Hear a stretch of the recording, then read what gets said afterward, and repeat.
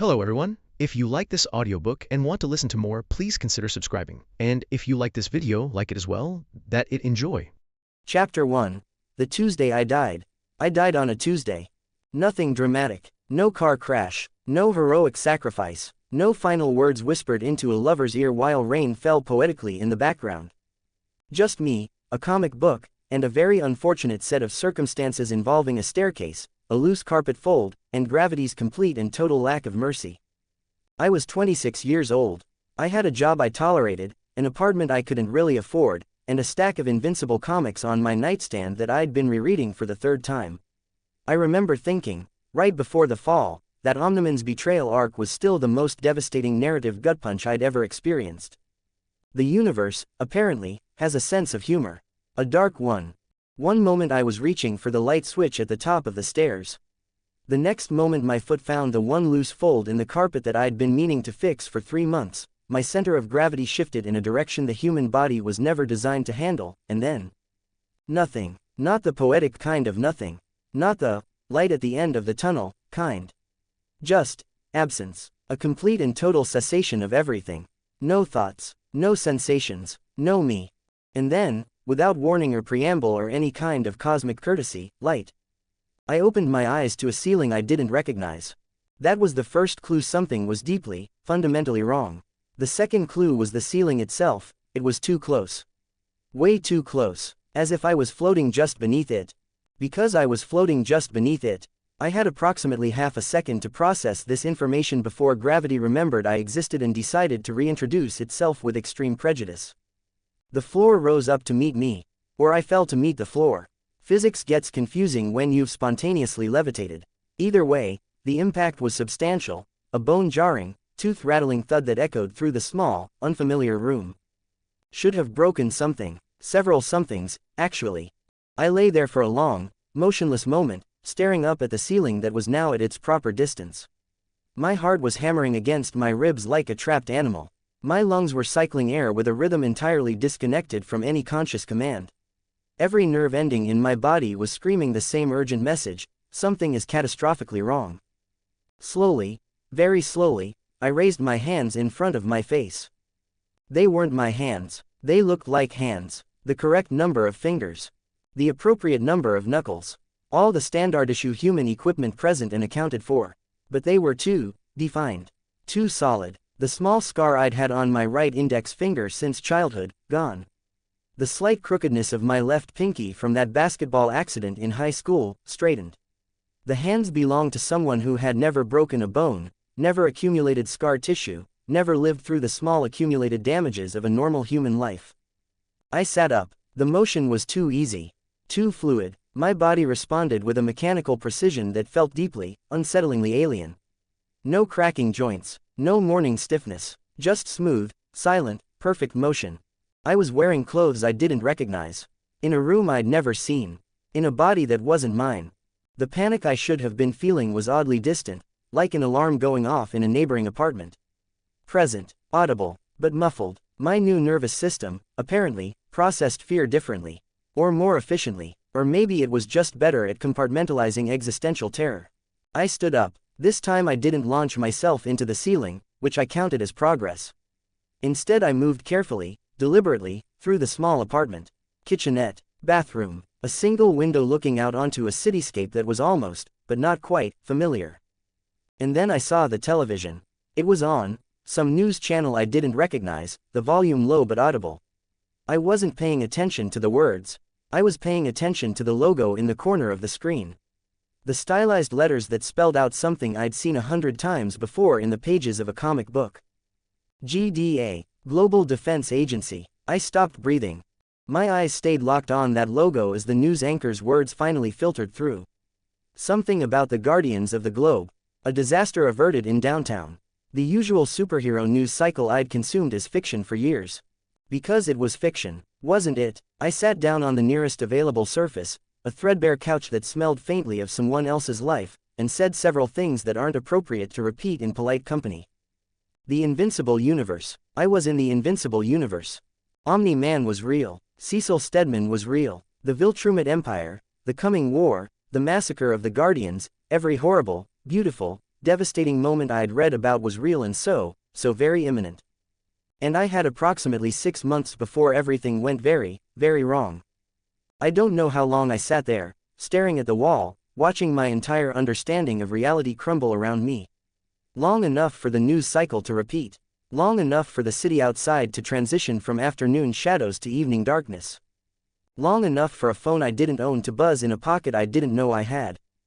The motion was automatic. My hand reached into the jacket, a dark blue thing, practical, unremarkable, and emerged holding a phone. Black, sleek, no brand, no identifying marks of any kind. The screen was lit. One message, 3 words, "Welcome, we've been expecting you. CS." The phone buzzed again, a second message. "Don't bother running, we have so much to discuss." I stared at those initials for what felt like an eternity. CS. Cecil Stedman, the man who ran the GDA, the man who knew everything, saw everything, had contingency plans for the contingency plans. The most dangerous non-powered human on the planet. He knew I was here. He'd known before I'd even opened my eyes. I placed the phone carefully on the cushion beside me, as if it might bite. Which, knowing Cecil, wasn't entirely out of the question. My reflection caught my eye in the dark television screen. I hadn't looked at my face yet. Hadn't wanted to. Some part of me was still hoping this was a dream, a hallucination, a brief psychotic break from which I'd wake up in my own body in my own world with my own scarred, crooked, comfortably familiar hands. But the face staring back at me wasn't mine. Stronger jaw, darker hair, eyes that seemed to hold something behind them, something old and dangerous and not entirely human. Viltrumite blood, I could feel it now, if I paid attention. A current running beneath my skin.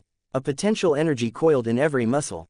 The almost imperceptible hum of cells that healed too fast, moved too fast, were too fast for the world around them. I was a Viltrumite, or part of one, a hybrid, a half-breed weapon in a universe that would soon be drowning in full-blooded ones. And Cecil Stedman had a file on me before I'd even taken my first breath in this body. I looked from my unfamiliar reflection to the phone with its damning message. Then to the window, where the city lights of a world that shouldn't exist glittered with cold indifference. Running was pointless. Cecil had made that clear. Hiding was pointless. Fighting was something I needed to think about. Carefully, strategically. I'd read every contingency plan Cecil had ever written. I knew the man's playbook better than most of his own agents. But I also knew that Cecil Stedman was not the biggest problem I faced. No, the biggest problem was currently playing the role of Earth's greatest hero. Smiling for cameras, shaking hands, pretending to be one of us while secretly preparing to destroy everything. Omni-Man, Nolan Grayson, future mass murderer and father of the actual Invincible. And I was the only person on this entire planet who knew exactly what he was going to do. I picked up the phone. My new fingers, too steady, too strong, typed a single word in response to Cecil's message. Not yet. The phone buzzed almost instantly. Soon.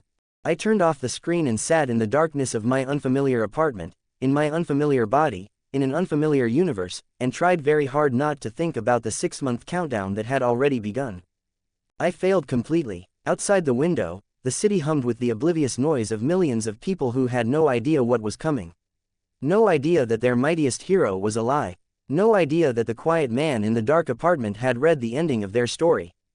And no idea that he hadn't the faintest clue how to change it. Chapter 2, The Art of Running Without Moving. I didn't sleep. Not because I couldn't, my new body apparently didn't need much of it. But because every time I closed my eyes, I saw the GDA logo burned into the back of my eyelids like an afterimage from staring too long at the sun. Cecil Stedman, the man with a file on me before I'd even existed. The man who knew I was here, in this city, in this body, in this universe that wasn't mine. The smart thing would be to reply, to negotiate, to use my knowledge as leverage, because God knew I had enough of it. I knew every operation the GDA would run for the next decade. I knew every agent Cecil would recruit, every plan he'd make, every contingency he'd bury in a file cabinet and pray he'd never need. But negotiating required something I didn't have yet, control. Control of this body, control of whatever terrifying power was currently humming beneath my skin like a live wire. Control of the absolute chaos that was my inner monologue, which hadn't stopped cycling between panic, denial, and dark, inappropriate humor since I'd woken up. Step 1, I told myself, rising from the threadbare couch. Figure out what you are. Step 2. Figure out how not to die. Step 3. Figure out step 3 later. The apartment was small, oppressively small. A single room with a kitchenette that hadn't been updated since whatever decade this universe considered retro. The bathroom was barely large enough to turn around in. I caught my reflection again in the bathroom mirror and forced myself to look. Really look. The face was, not mine. But not entirely alien either. There was something in the set of the jaw, the shape of the eyes, that felt almost familiar, like a distant cousin I'd met once at a family reunion and promptly forgot. Dark hair, cut short. A build that suggested military without being overtly soldier-like. Age was hard to pin down. 25, 30. The face was young but the eyes were older. Much older. Viltrumite genetics. Slowed aging. Enhanced everything. I'd read about it 100 times in the comics, but reading about something and experiencing it were two very different things. I raised my hand and pressed it against the bathroom wall. Gently. Very gently. The wall cracked. I pulled my hand back as if burned. A spiderweb of fractures radiated out from where my palm had touched, spreading across the drywall like ice forming on a winter pond. "That's fine," I said out loud, to no one. My voice sounded strange, deeper than I remembered, more resonant. "That's completely fine. I just need to never touch anything ever again." I stared at the cracked wall. The cracked wall stared back, accusatory. "All right, testing protocol, controlled environment, minimal damage." I looked around the apartment. Controlled environment was generous. It was a shoebox with windows. But it would have to do. If I went outside and accidentally punched through a building, the collateral damage would be slightly more noticeable. I started with standing. Standing was easy. My body knew how to stand. It had been doing it for how long? I didn't know. I didn't know anything about the previous owner of this body. Had there been a previous owner? Or was this some kind of construct, grown in a vat somewhere, implanted with Viltrumite DNA and waiting for a consciousness to fill it? The thought made my stomach turn. I filed it under, existential crises to have later, and moved on. Walking. Also easy. Smooth. Almost too smooth. My footsteps made no sound. I hadn't noticed that before, how quietly this body moved.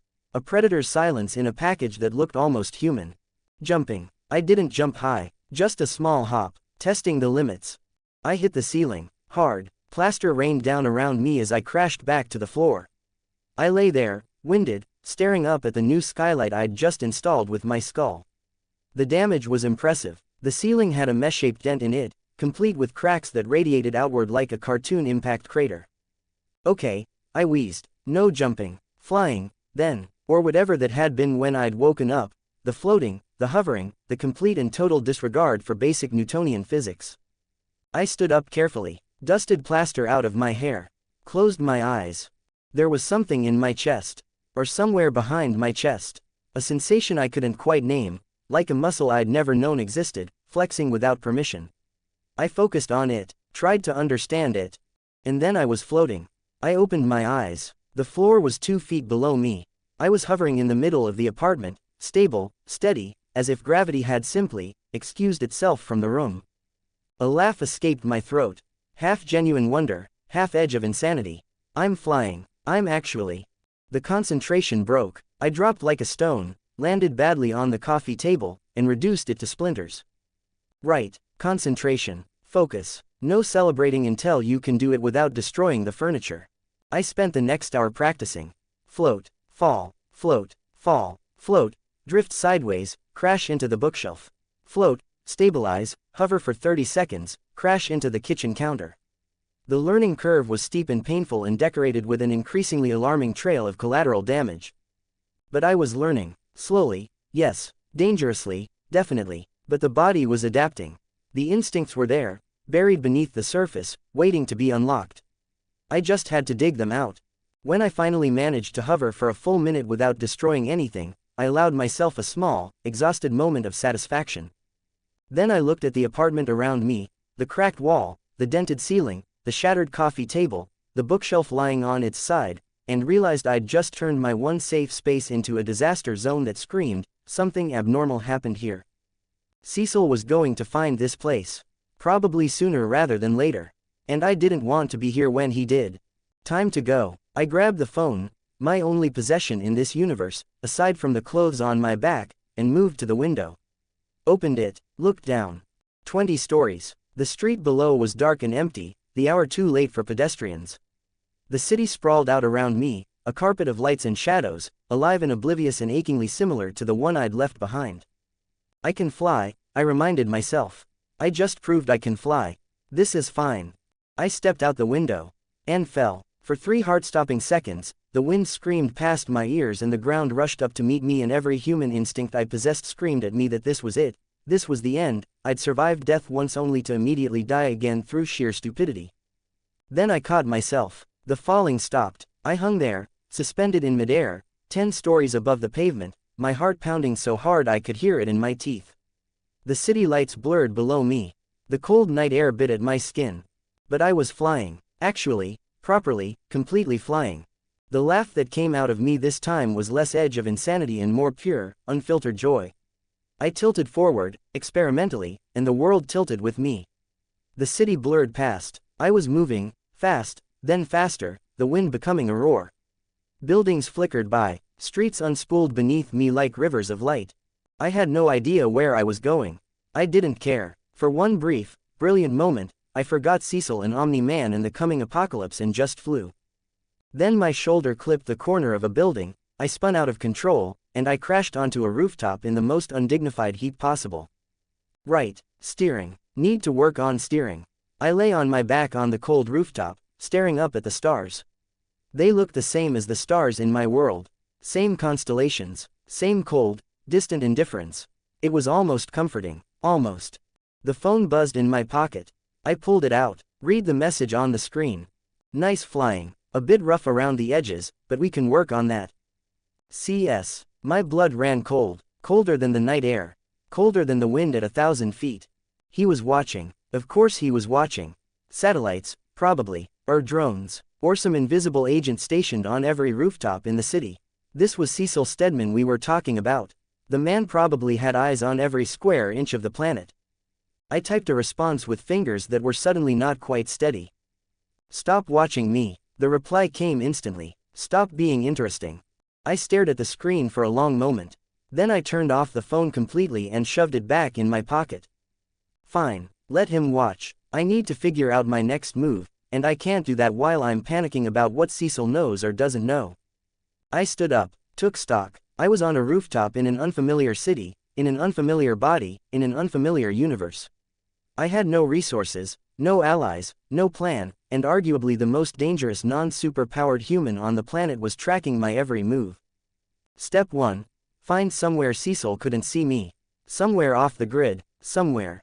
I stopped, thought about it, thought about everything I knew about Cecil Stedman and the GDA and the surveillance state that operated silently beneath the surface of this world. There was nowhere off the grid, nowhere Cecil couldn't see, if he wanted to. The only way to hide from him was to make him think he'd already won. Fine, I thought, rising into the air again, more carefully this time. You want to watch, watch. I flew, not toward the city center, with its bright lights and security cameras. Not toward any location I remembered from the comics. I flew toward the edges, toward the industrial districts, toward the places where the city frayed into warehouses and abandoned factories and forgotten corners that even satellite surveillance might overlook. Or at least, that was the theory. The reality was that I found an old warehouse with a partially collapsed roof, settled into the shadows, and tried very hard to convince myself that I'd bought at least a few hours of peace.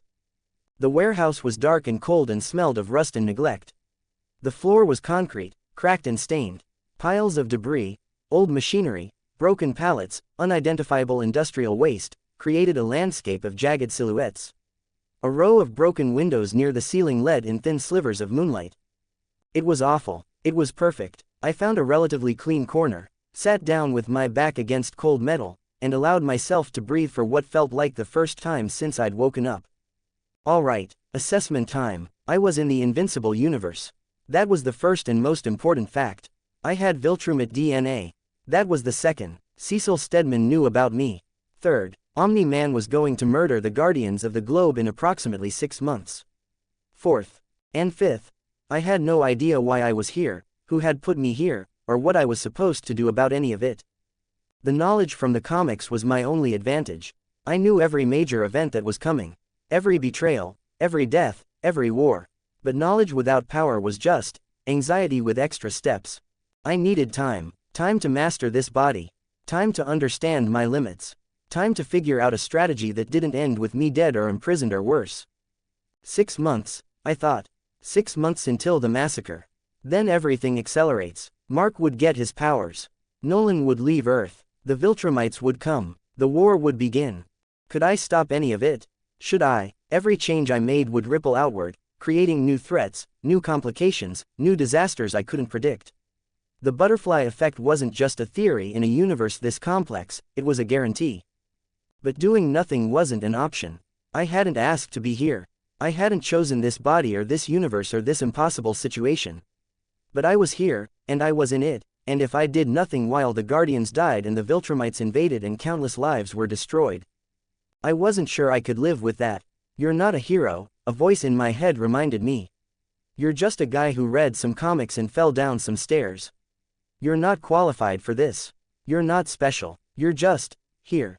I closed my eyes. The voice wasn't wrong, but it wasn't entirely right either. Because I did have knowledge no one else had. I did have power, even if I couldn't control it yet. And I was here, in this moment, in this body, for some reason I didn't yet understand. Maybe that was enough. Maybe it had to be. I opened my eyes and looked out through one of the broken windows. The moon hung low and cold and indifferent in the black sky. The same moon that shone on my world, or a universe away, on a grave I'd never visit. I missed home. The thought hit me suddenly, unexpectedly, with a force that made my chest ache. I missed my apartment and my job and my stack of comics and the stupid loose carpet that had killed me. I missed my friends, my family, the small, ordinary life I'd complained about constantly and never properly appreciated. I hadn't said goodbye to any of it, hadn't known I needed to. Later, I told myself firmly. Grieve later, process later, right now, survive. The phone buzzed. I didn't want to look. I knew who it was. But I looked anyway. The warehouse is cold. Choose somewhere better next time. CS. I stared at the message until the screen dimmed. Then I stared at the dark screen. Then I stared at the moon, which offered no wisdom, and the shadows, which offered no comfort, and the phone, which offered nothing but the cold confirmation that I was not as clever as I thought. He'd found me. Of course he'd found me. My dramatic escape, my careful flight through the industrial district, my self-congratulatory belief that I'd bought myself time, all of it, pointless. Cecil had watched the whole thing. Probably with popcorn. I didn't bother replying this time. What was there to say? You win. Congratulations on your surveillance state.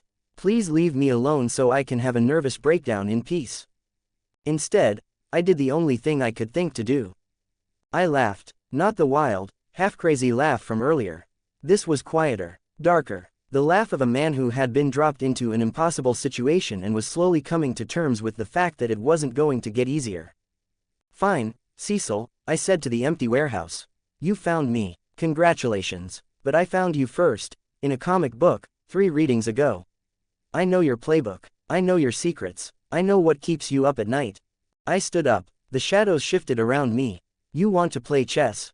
Let's play chess. But just so we're clear. I looked up at the broken windows, at the slivers of moonlight, at the invisible satellites I knew were tracking me from somewhere in the cold black sky. I'm not a pawn, and I'm not your weapon. I'm just a guy who knows too much and has nothing left to lose. The phone buzzed one more time. I didn't look at it. I already knew what it would say. Something clever, something intimidating, something designed to remind me that Cecil Stedman was always 3 steps ahead. Let him think that. I had 6 months until the world ended. I had a body I didn't understand and powers I couldn't control and knowledge that was both a weapon and a curse. I had no allies, no resources, no plan. But I had one thing Cecil didn't have. One thing Nolan Grayson didn't have. One thing no one else in this entire universe possessed. I knew how the story was supposed to end. And I was going to change it. The moon continued its silent arc across the sky. The warehouse settled into the deeper cold of the small hours before dawn.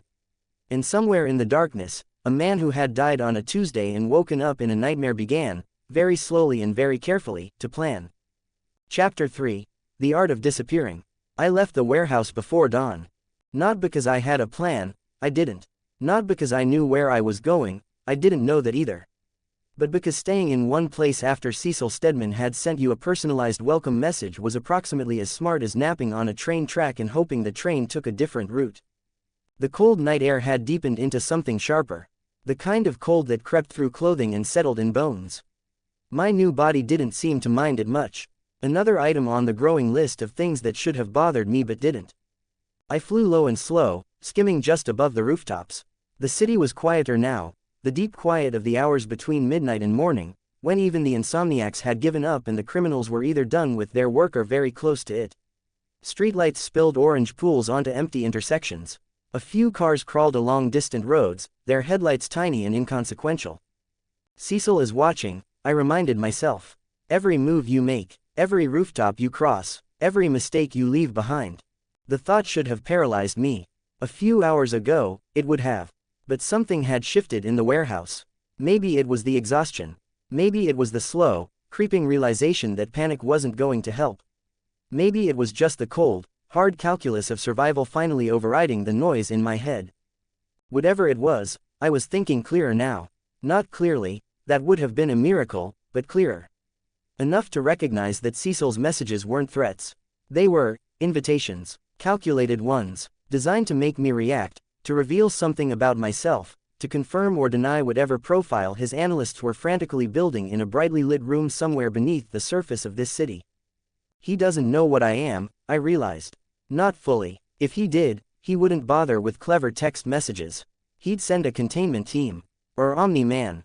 The thought of Nolan Grayson showing up at my door, any door, sent a chill down my spine that had nothing to do with the cold.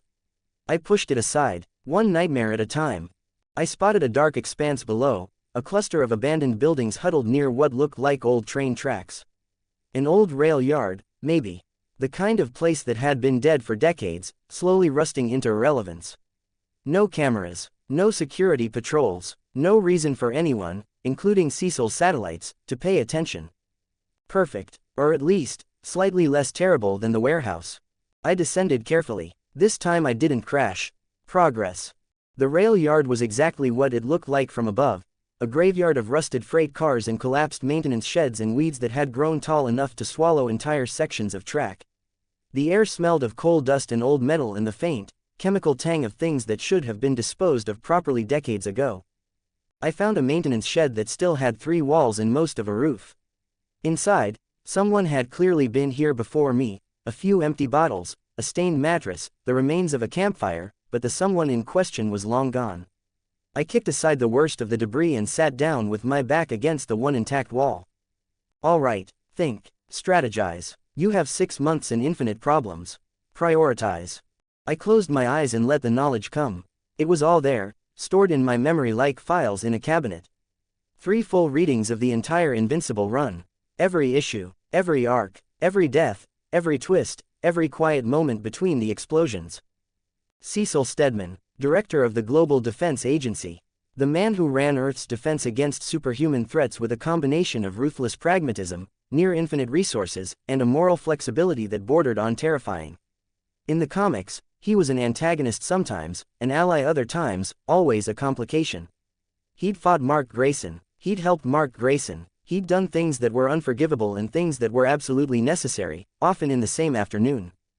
And right now, in this moment, 6 months before Omni-Man's betrayal, Cecil Stedman was probably the most powerful non-powered human on the planet. He had satellites that could track a fly across a continent.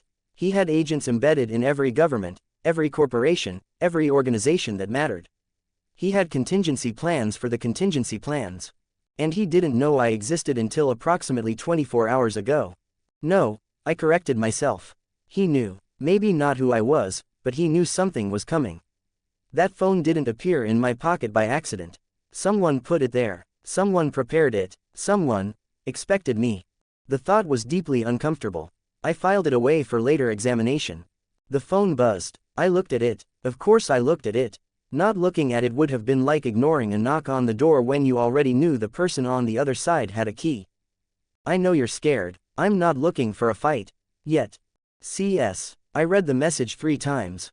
Parsed every word like a code. I know you're scared. Not threatening. Almost sympathetic. Cecil was trying to establish rapport, or the illusion of it. I'm not looking for a fight. True, probably. Cecil didn't pick fights he didn't have to pick. He preferred leverage, control, the quiet manipulation that made fights unnecessary. Yet, one word, the most important word in the message. A door left slightly open. A reminder that patience had limits. A gentle, velvet-wrapped threat. I almost smiled. Not because it was funny, it wasn't, but because I recognized the technique. I'd read about Cecil negotiating with governments, with superheroes, with alien warlords. This was how he operated. Calm, measured, always 3 steps ahead. And yet, he was giving me space. Why? I turned the question over in my mind. Cecil had the resources to find me, he'd proven that twice now. He had the power to contain me, probably. He had every reason to bring me in, interrogate me, add me to whatever collection of assets and liabilities he maintained in the depths of the Pentagon or wherever the GDA kept its headquarters in this version of the timeline. But he wasn't doing that. He was texting, politely, with almost no pressure, like a patient fisherman who knew the fish would come to him eventually. He's testing me, I realized. He wants to see what I'll do. Whether I'll run or fight or hide or come to him. Whether I'm a threat or a resource or something else entirely. It was brilliant, in its own cold way. Cecil didn't know what I was. He knew I existed, knew I had powers, knew I'd appeared out of nowhere with no history and no identity. But he didn't know my intentions, my capabilities, my weaknesses, and Cecil Stedman, above all else, hated operating with incomplete information. So he was letting me run, watching to see what I did, building a profile, waiting for me to make a mistake that revealed something he could use. Fine, I thought, if you want a show, I'll give you a show, but it's going to be the most boring show you've ever watched. I typed a response, 1 word, not yet. The reply came almost instantly. All right, but time isn't unlimited. I turned off the screen. Then, after a moment's consideration, I tucked the phone into the deepest pocket of my jacket and zipped it shut. Not to hide it, I wasn't naive enough to think Cecil couldn't track it, but to create a small, symbolic barrier. A reminder that I was still the one holding it, not the other way around. The sky outside the shed was beginning to lighten. Faint gray fingers of pre-dawn light crept through the gaps in the walls, painting the rusted interior in shades of silver and shadow. A distant bird sang a single, tentative note, as if testing whether the world was ready to wake up. I had 6 months. 6 months until Omni-Man murdered the guardians of the globe and revealed himself as Earth's greatest enemy. 6 months until Mark Grayson's world shattered. 6 months until the Viltrumite Empire began its slow, brutal march toward this planet. 6 months to figure out how to survive, and maybe, just maybe, how to change things. Ghost, I decided. That's what you are. A ghost. No name, no face, no fingerprints on the world. You watch, you learn, you train, you prepare, and when the moment comes, when the Guardians are in danger, when Nolan shows his true face, when the first Viltrumite ship enters the solar system, you'll be ready. Or you'll be dead. I wasn't sure which option was more likely, but I knew which one I was going to fight for. The first priority was resources. I couldn't live in abandoned rail yards forever. I needed money, shelter, supplies, all the boring logistics of survival that superhero comics tended to skip over. But I couldn't earn money legally. I had no identity, no documents, no past that would hold up to even casual scrutiny. The comics had been full of characters who operated in the gaps between legality and villainy. Small-time criminals, information brokers, people who existed in the shadows and could provide what was needed, for a price. I knew where some of them would be, or at least, where they would be in 6 months, when the main story began. Closer to the present, what's available right now, before the major players have fully established themselves. I mentally flipped through the pages of memory. There was the 3rd Street Syndicate, a small, relatively harmless criminal operation that Mark Grayson wouldn't encounter for another year. They dealt in stolen electronics, black market weapons, the kind of petty villainy that flew under the GDA's radar. In the comics, they'd been a one-issue threat, easily dispatched. In my situation, they were a perfect resource. Small enough to avoid Cecil's attention, rich enough to fund my survival, and, most importantly, they were criminals. Taking from them wouldn't trigger my conscience. I'm not a hero, I reminded myself firmly. I'm a survivor. There's a difference. The distinction felt flimsy, but it would hold for now. I stood up as the first real light of dawn began to filter through the shed's broken walls. My body didn't ache, despite spending hours on cold concrete. Didn't complain, despite the crash landing and the ceiling impact and the general abuse I'd inflicted on it over the past night. Viltrumite physiology was absurdly resilient. I'd read about it, now I was living it. Today, I decided, stepping out into the gray morning. Today I find the syndicate. Today I start building a foundation. Today I stop being a man who fell downstairs and start being something else. The thought was terrifying, exhilarating, both at the same time, in a way that made my stomach flip and my heart pound and my new, unfamiliar muscles tense with anticipation. I rose into the air, smoothly this time, controlled, almost graceful. The skill was coming faster than I'd expected. The body knew things, buried instincts, muscle memory from somewhere I didn't understand. Every hour I spent in this skin, I felt more connected to it. More, at home. It was a disturbing feeling, mostly because it wasn't disturbing enough. I hovered there for a moment, suspended between the rusted rail yard below and the lightening sky above. The city sprawled out around me, vast and indifferent, refusing to acknowledge that an otherworldly ghost had just declared silent war on its hidden corners. All right, I thought, let's see what this body can really do.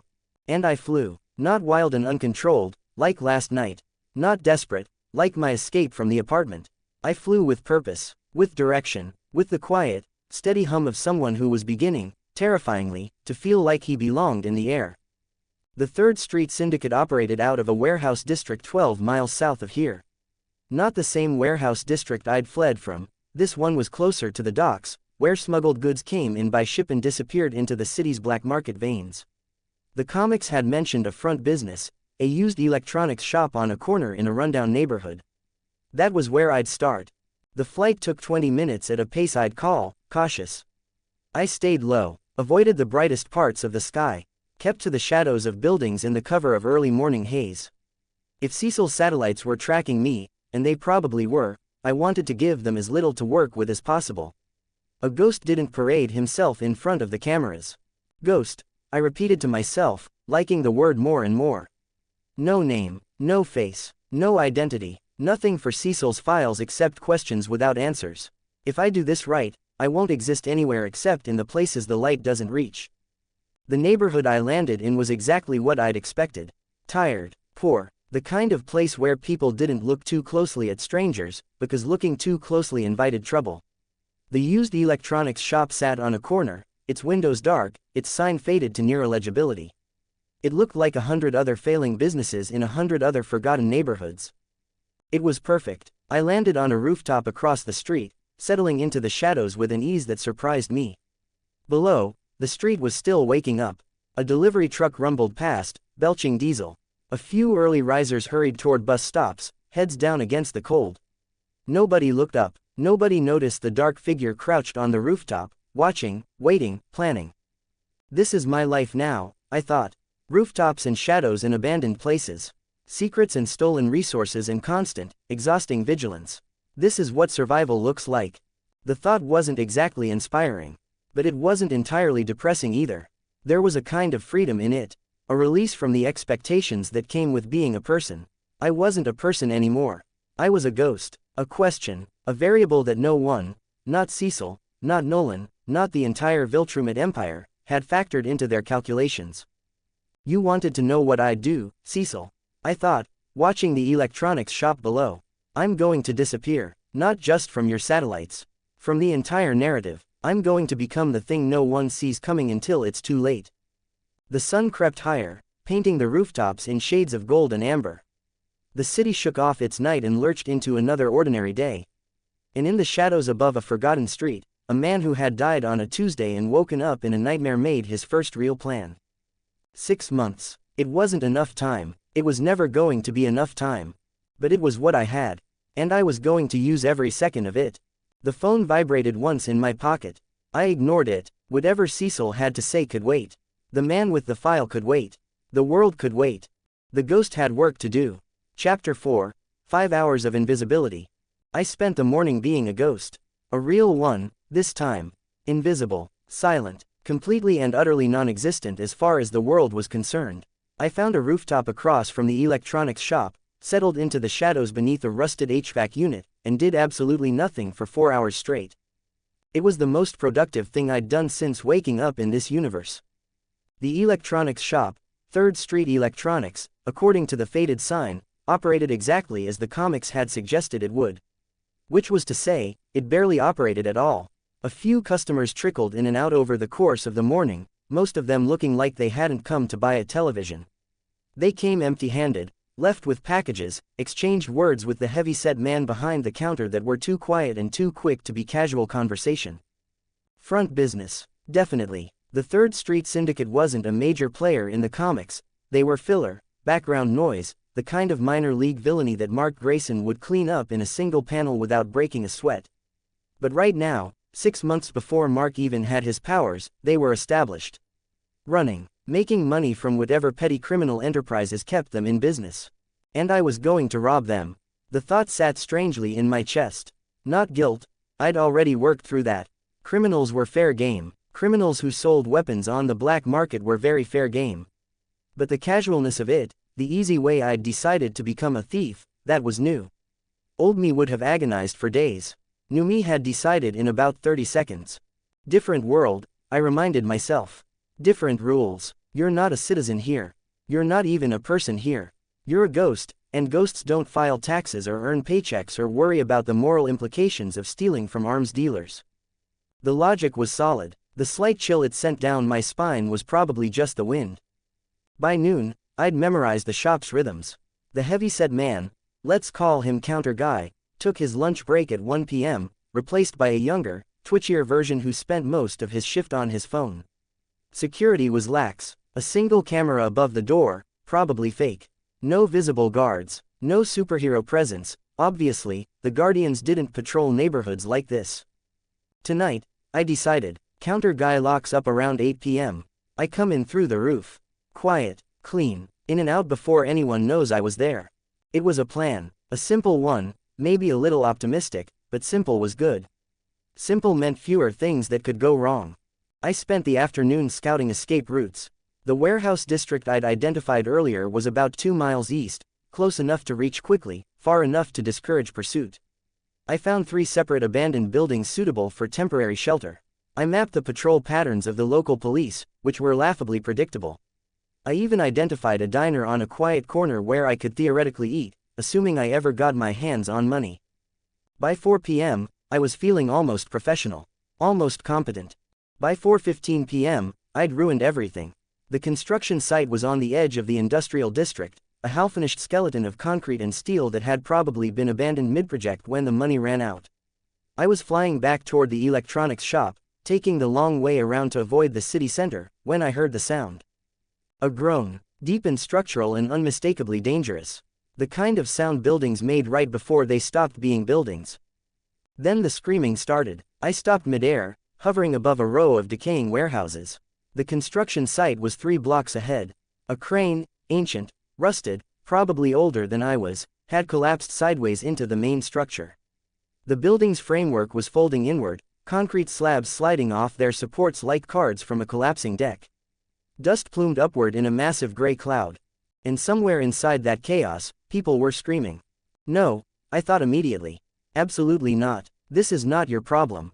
You're a ghost. Ghosts don't intervene in construction accidents. Ghosts don't have public identities. Ghosts don't. A man's voice cut through the roar of collapsing concrete, high and desperate. Please. Someone. We're trapped in here. My body moved. That's the part one still can't fully explain. I didn't decide to move. I didn't weigh the options or calculate the risks or do any of the cold, rational analysis I'd been practicing all day. My body simply went. Dropped out of the sky like a stone and shot toward the collapsing building before my brain had finished forming the word, don't. Stupid, a voice in my head observed, very calmly. This is extremely stupid. Cecil is watching. The whole world is about to see you. You're throwing away your one advantage for people you don't know. I ignored it. I was getting good at that. The dust hit me first, a choking, blinding wall of powdered concrete that would have incapacitated normal lungs. My lungs didn't seem to notice. The debris came next. Chunks of concrete, twisted rebar, shattered glass. I didn't dodge. Dodging would have taken time. Instead, I held my arms up in front of my face and let the debris hit me. It shattered. A piece of concrete the size of a microwave oven struck my right shoulder and exploded into gravel. A steel beam swung down from somewhere above and glanced off my back with a sound like a church bell being dropped down a flight of stairs. I stumbled, actually stumbled, the first time anything in this body had felt heavy, but I didn't fall. Okay, I thought, slightly hysterical. That's new. That's very new. I found the first worker trapped beneath a collapsed scaffold. He was a young guy, barely out of his teens, his leg pinned under a steel beam. His eyes went wide when he saw me emerging from the dust cloud. Wah! Who? Be quiet, I said, and my voice came out deeper than I intended, flatter, almost mechanical. Don't move. I grabbed the beam. It was heavy, heavier than anything I'd lifted in practice. But my new muscles didn't seem to care about weight the way old me would have. The beam came up, slowly, steadily, and I held it with one hand while I pulled the kid out with the other. Run, I told him. That way, don't look back. He ran. One down. How many more? I found 2 more workers huddled in a pocket of semi-stable space near what had been the building's core. Both injured, one unconscious. The conscious one was a woman in her 40s, her face white with dust and terror, her arm bent at an angle arms weren't supposed to bend. Can you walk? I asked. She shook her head, eyes fixed on me like she couldn't decide if I was real or a hallucination. Then hold on. I picked her up, gently, carefully, terrified that my new strength would break something if I moved too fast, and launched upward through a gap in the collapsing structure. The roar of falling debris was deafening. The dust was so thick I could barely see, but the gap was there, and the sky was beyond it, and 3 seconds later I was setting the woman down on a patch of clear ground 50 feet from the disaster zone. Stay here, I said. Then I went back for the unconscious one. The building was coming down faster now.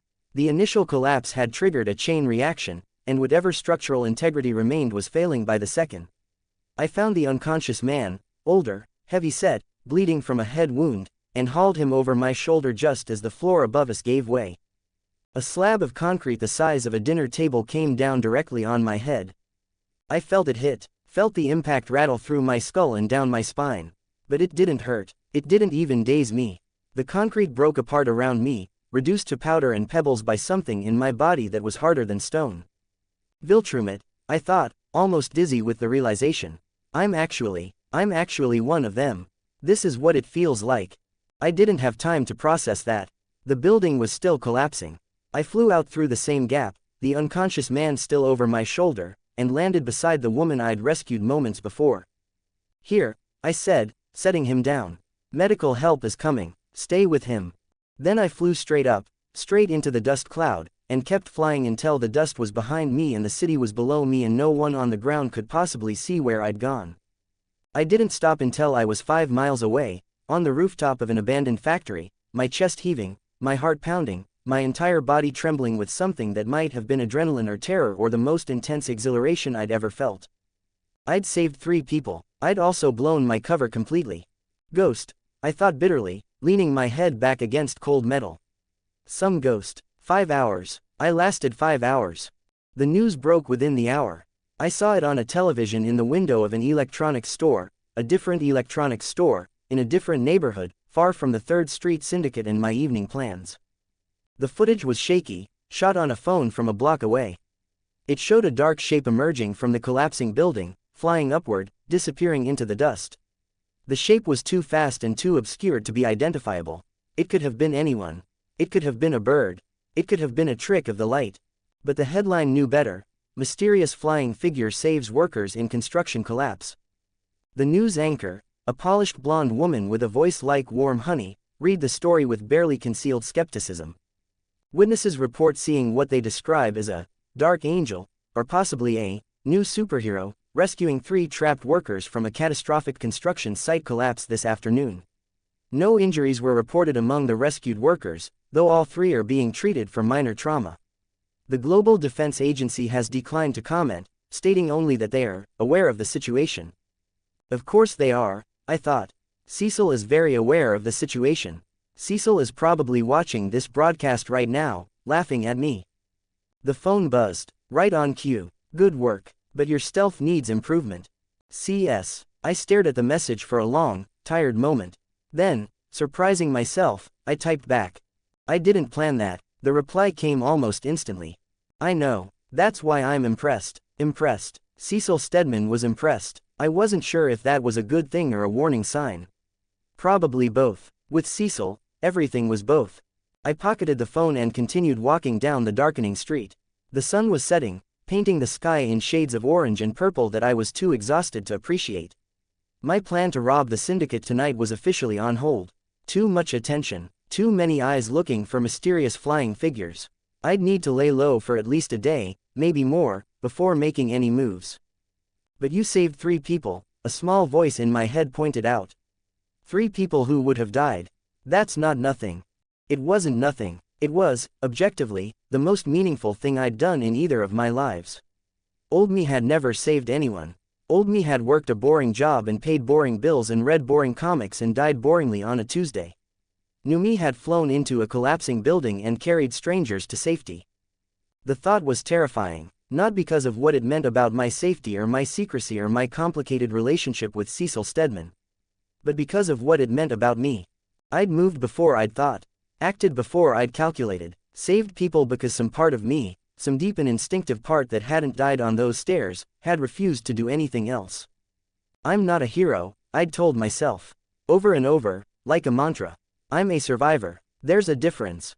But standing on that street corner, watching the sunset paint the city in fire, I wasn't so sure anymore. Maybe the difference was smaller than I'd thought. Maybe survival meant different things in different worlds.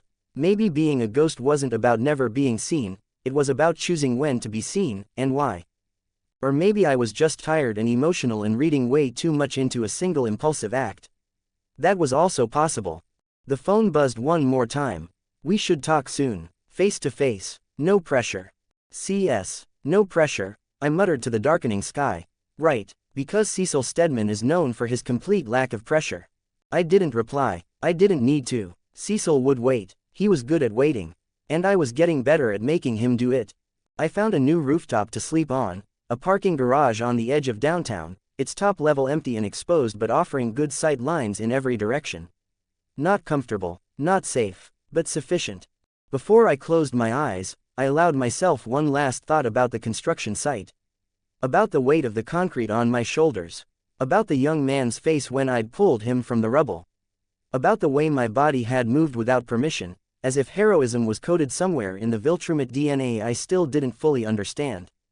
You're not a hero, I told myself one more time, settling against a concrete pillar. But the voice in my head was quieter now. Softer, almost uncertain. And somewhere beneath it, buried deep, a new voice was beginning to whisper. Maybe not, but you're not nothing, either. I fell asleep to the distant sound of sirens, the cold wind of the city, and the impossible, terrifying, exhilarating knowledge that I had just done something good. And that it wouldn't be the last time. Chapter 5. The Voice in the Static. I dreamed. That shouldn't have been remarkable. People dream. It's what brains do when the lights go out, sort through memories, manufacture nonsense, replay the day's anxieties in metaphor and symbol until the sun comes up and reality resumes its tedious command. But this wasn't that kind of dream. The difference was hard to articulate, even in the privacy of my own head. Normal dreams had a certain looseness to them, a fuzzy quality around the edges. You accepted impossible things in dreams because the part of your brain that should have objected was temporarily offline. This dream was sharp, clear, every detail etched in glass, and I was aware, with the small, distant part of me that was still thinking rationally, that this wasn't my brain generating images. Something was pulling me somewhere. Something was speaking. The void stretched around me. Not darkness. Darkness was the absence of light. This was the absence of everything.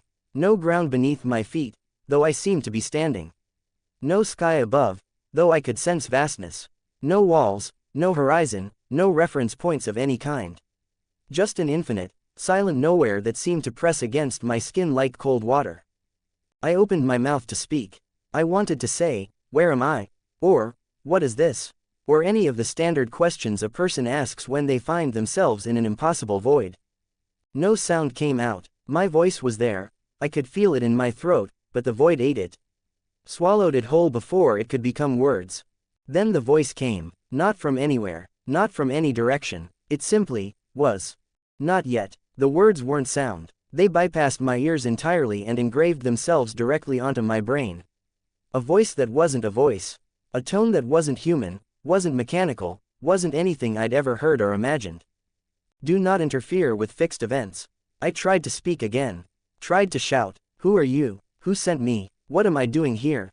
The questions burned in my chest, desperate and furious, but the void devoured them before they could form. Phase 1.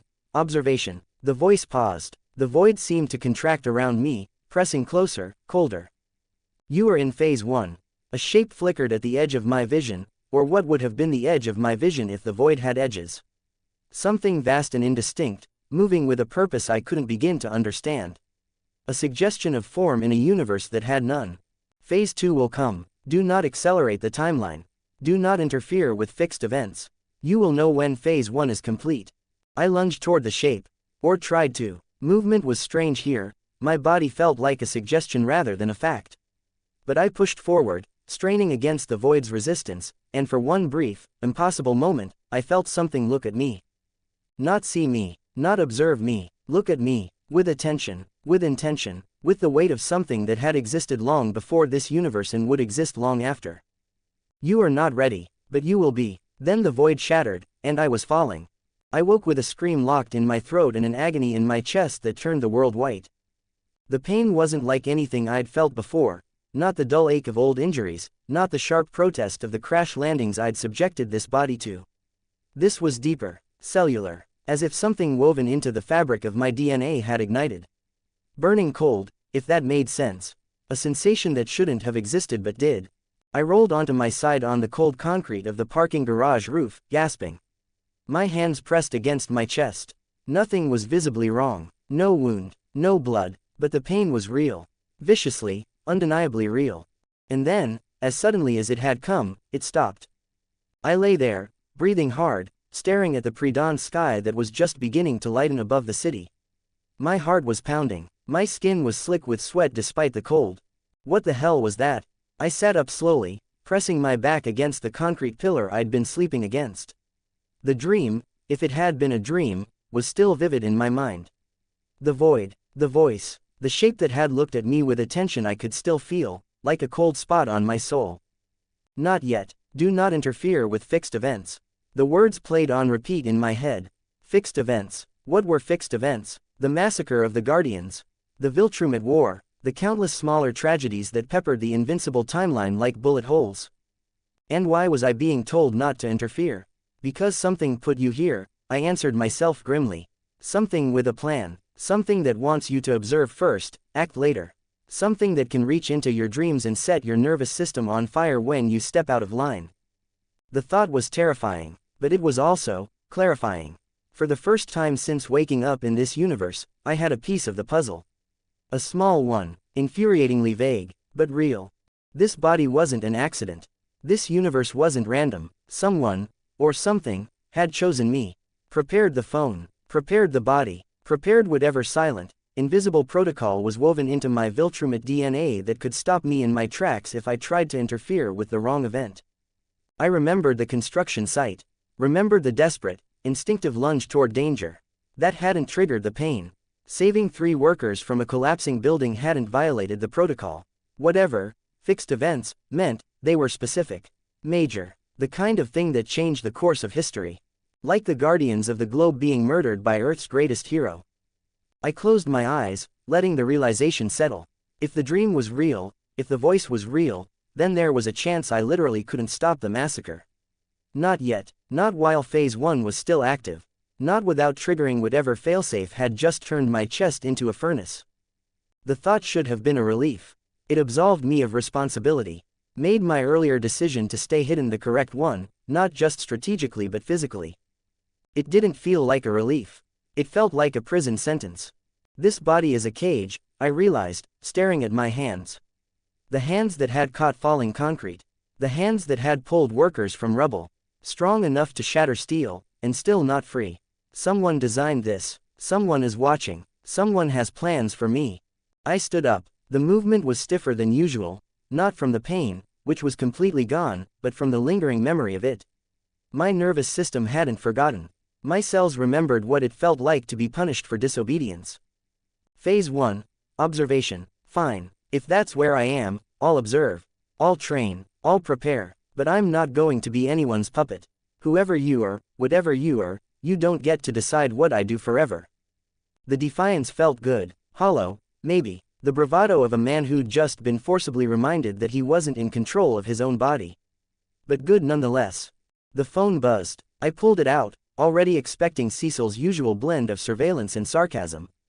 But this message was different. Are you alright? Your vitals spiked, looked painful.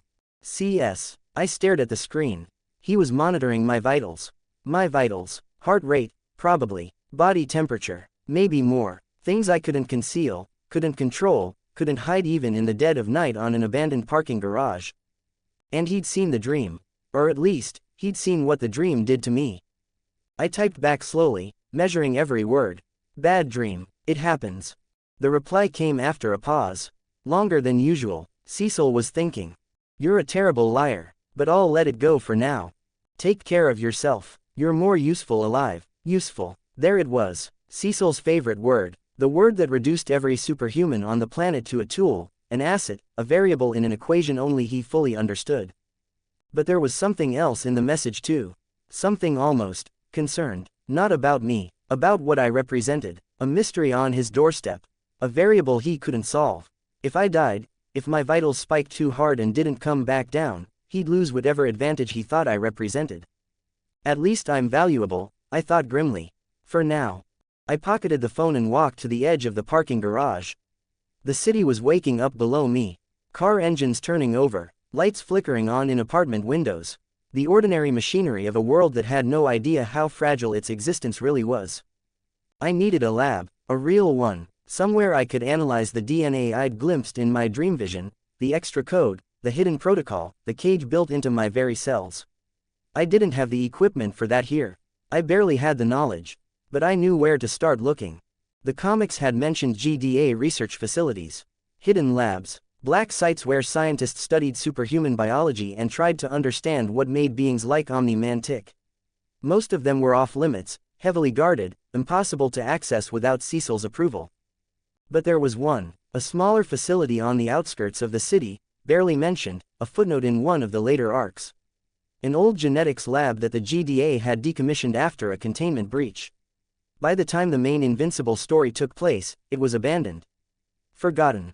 6 months before the story began, it was probably still semi-operational. Minimal staff, minimal security, and full of exactly the kind of equipment I needed. Risky, I acknowledged. Very risky. If Cecil has any connection to that facility, if any of his people are still there, you'll be walking directly into his hands. But what was the alternative?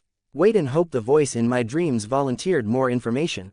Trust that whoever had put me here had my best interests at heart. No, I needed answers, and I wasn't going to get them by hiding on rooftops and waiting for the next message from my cosmic puppet master. I launched into the air, catching the first cold drafts of morning. Below me, the city sprawled out in all its oblivious glory. Somewhere out there was the decommissioned lab. Somewhere deeper, in a headquarters I could picture from a dozen comic book panels, Cecil Stedman was watching my trajectory on a screen, making notes in a file that grew thicker every hour. Let him watch. Let him track my vitals. Let him wonder what the spike meant. I had work to do. And for the first time since the Tuesday I died, I had the faintest outline of a real plan. Phase 1, the voice had said. You are in Phase 1. Fine. If I was stuck in Phase 1, I'd use it. Observe. Prepare. Learn everything I could about this body and its secrets. And when Phase 2 came, whenever that was, whatever it meant, I'd be ready. Whether the thing that sent me liked it or not. Chapter 6. The Education of a Thief. I spent the morning learning to be a criminal. It wasn't a skill set I'd ever expected to develop. In my old life, the closest I'd come to breaking the law was jaywalking in the occasional pirated movie. My moral compass wasn't exactly a precision instrument, but it had always pointed vaguely north, toward decency, toward doing no harm, toward the quiet, unremarkable goodness of a man who paid his taxes and held doors for strangers. But the rules were different here. The rules had to be different. A ghost needed resources, and resources didn't materialize out of thin air just because you happened to have superhuman strength and a desperate need for them. Besides, the Third Street Syndicate weren't innocents. They were arms dealers. Small time, yes, barely a footnote in the grand narrative of the Invincible universe, but arms dealers nonetheless. People who profited from violence. Who put weapons into hands that would use them? The world was better off with less of their money in circulation, and I was better off with more of it. Rationalization, probably, but it was a solid rationalization. I'd take what I could get. I spent the day on the rooftop across from the electronics shop, watching. Learning. The rhythm of the place had become as familiar as a song I'd heard too many times.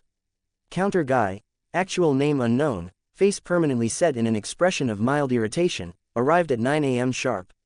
The younger, twitchier one took over at 1 p.m. Counter guy returned at 5 p.m., closed the shop at 8 p.m., and then, this was the important part, stayed inside. The real customers came after closing. Through a back door, down an alley, in 2s and 3s. They stayed for 30 minutes, sometimes an hour. They left carrying packages wrapped in brown paper.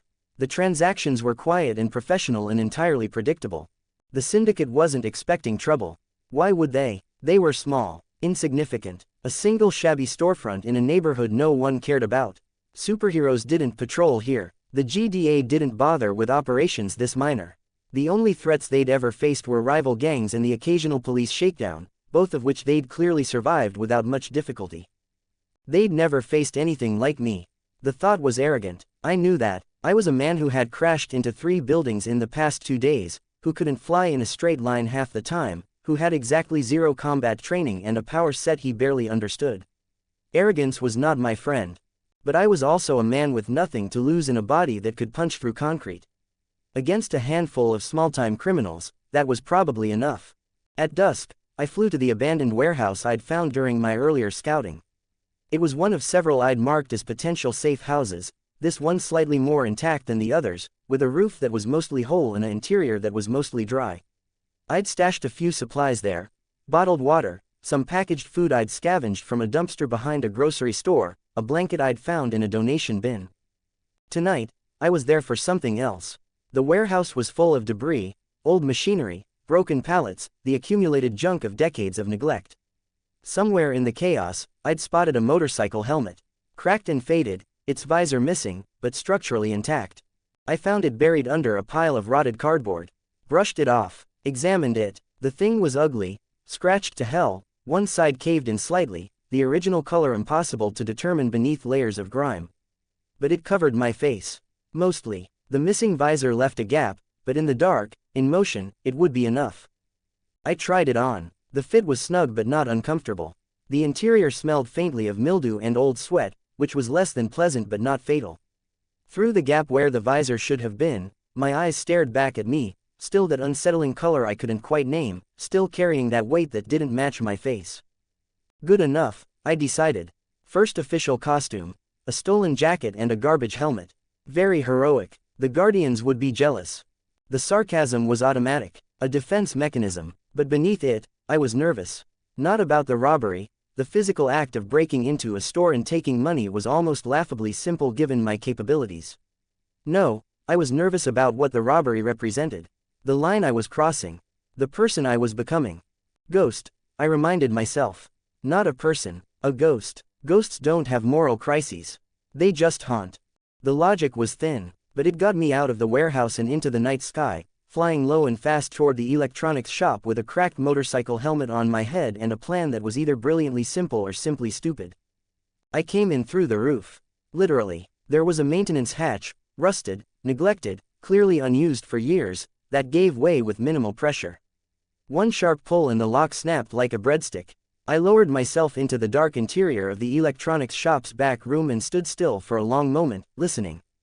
Voices from the front, 2 of them, counter guy and a customer, their conversation muffled by the walls between us. I'd timed this carefully. The twitchy night employee took his bathroom break at exactly 10:15 p.m., a fact I'd confirmed over 3 nights of observation. That gave me a 10-minute window. The back room was cramped and cluttered. Shelves lined the walls, stacked with electronics that were probably stolen or counterfeit or both. A single desk in the corner, covered in papers and an ancient computer monitor.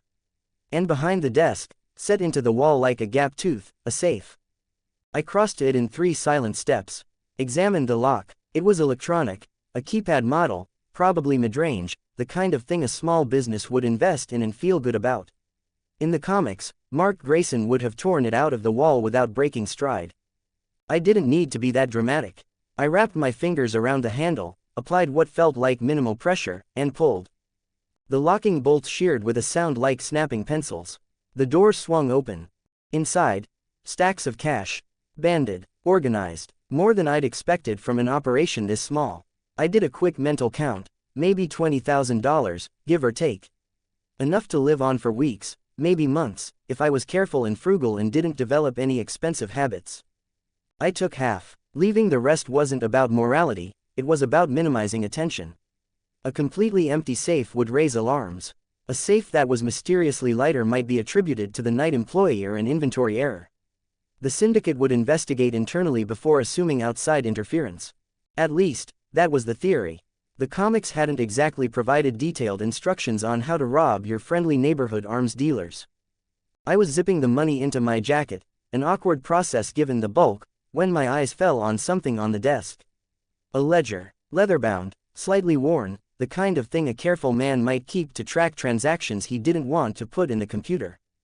I opened it. Names, dates, shipment details, the syndicate's entire network, laid out in neat, precise handwriting. Most of it was useless to me: territory disputes, inventory counts, payments to people I'd never heard of. But near the bottom of the most recent page, something caught my eye. An address, a warehouse in the Dock District, a zip code that I recognized from the maps I'd memorized. It was close to the decommissioned GDA lab, the one I'd been planning to investigate. I smiled behind the motorcycle helmet. 2 birds, 1 stone. The money tonight, and a potential staging ground for the lab infiltration later. The universe, for once, was being cooperative.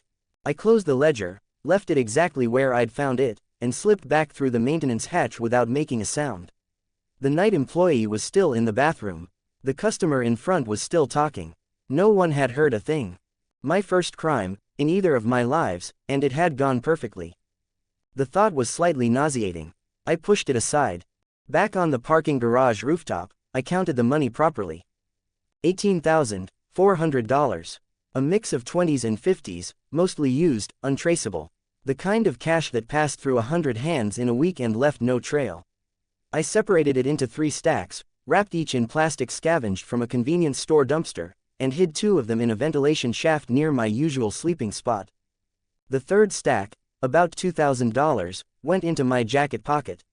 Walking around money, enough to buy food, clothes, maybe a better mask if I could find one that didn't smell like a damp basement. I sat with my back against the concrete pillar and let the night settle around me. The city was quieter at this hour, not silent, never silent, but the noise had softened from a roar to a murmur. Distant traffic, a siren somewhere, the faint hum of streetlights and neon signs and the million small machines that kept urban civilization running. $18,000 richer, and I felt strange. Not guilty, exactly. The syndicate would survive. They'd probably lost more money to bad poker nights. But there was a weight to it anyway. A sense of having crossed a line I couldn't uncross. You're not a hero, I reminded myself. You're a survivor. Heroes have the luxury of clean hands. You don't. The rationalization was getting easier. That was probably a bad sign. The phone buzzed. Smooth work. But next time, close the safe door. An open safe makes people curious. CS. I stared at the message for a long moment. Then, surprising myself, I laughed. Not the dark, humorless laugh of the past few days, something closer to genuine amusement.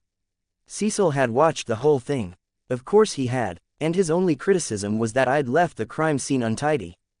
I typed back, "Thanks for the tip. Any suggestions for a better mask?" The reply came after a pause. A longer pause than usual. "I'll see what I can do. No promises." I pocketed the phone, still half-smiling. Cecil Stedman, the most dangerous non-powered man on the planet, was giving me burglary tips and possibly shopping for accessories. The absurdity of the situation was almost enough to distract from its terror. Almost. I lay down on my usual patch of concrete, the folded blanket doing minimal work against the cold, and stared up at the stars. Somewhere up there, beyond the satellites and the stratosphere and the comforting envelope of Earth's atmosphere, the Viltrumite Empire was preparing its long march. Somewhere closer, in a comfortable suburban house that looked exactly like every other comfortable suburban house on the block, Nolan Grayson was playing the role of loving father and dutiful hero while secretly counting down the days until he could reveal his true self. And somewhere, In a void that wasn't space and wasn't time, a voice that wasn't a voice was waiting for Phase 2. Phase 1, I thought, closing my eyes. Observation, preparation, gathering resources, learning the rules, figuring out what I am and what I can do and who put me here. I'd stolen money from arms dealers. I'd mapped out my next objective. I'd kept Cecil Stedman at arm's length for another day. I'd even had something approximating a real conversation with him, one that didn't feel entirely like a predator playing with its food. It wasn't much, it wasn't nearly enough, but it was progress. And in a universe where I had 6 months to prevent a massacre I might be physically incapable of stopping, progress was the only thing keeping me sane. Chapter 7. The Ghost in the Machine. I bought breakfast. A real breakfast. Eggs, bacon, toast, coffee, the kind of meal that required sitting at a counter and speaking to another human being and exchanging money for services rendered like a normal person. The diner was a greasy spoon on the edge of the warehouse district, the kind of place where the coffee was burnt and the waitress called everyone, hun, and no one asked questions about where you came from or where you were going. It was possibly the best meal I'd ever eaten.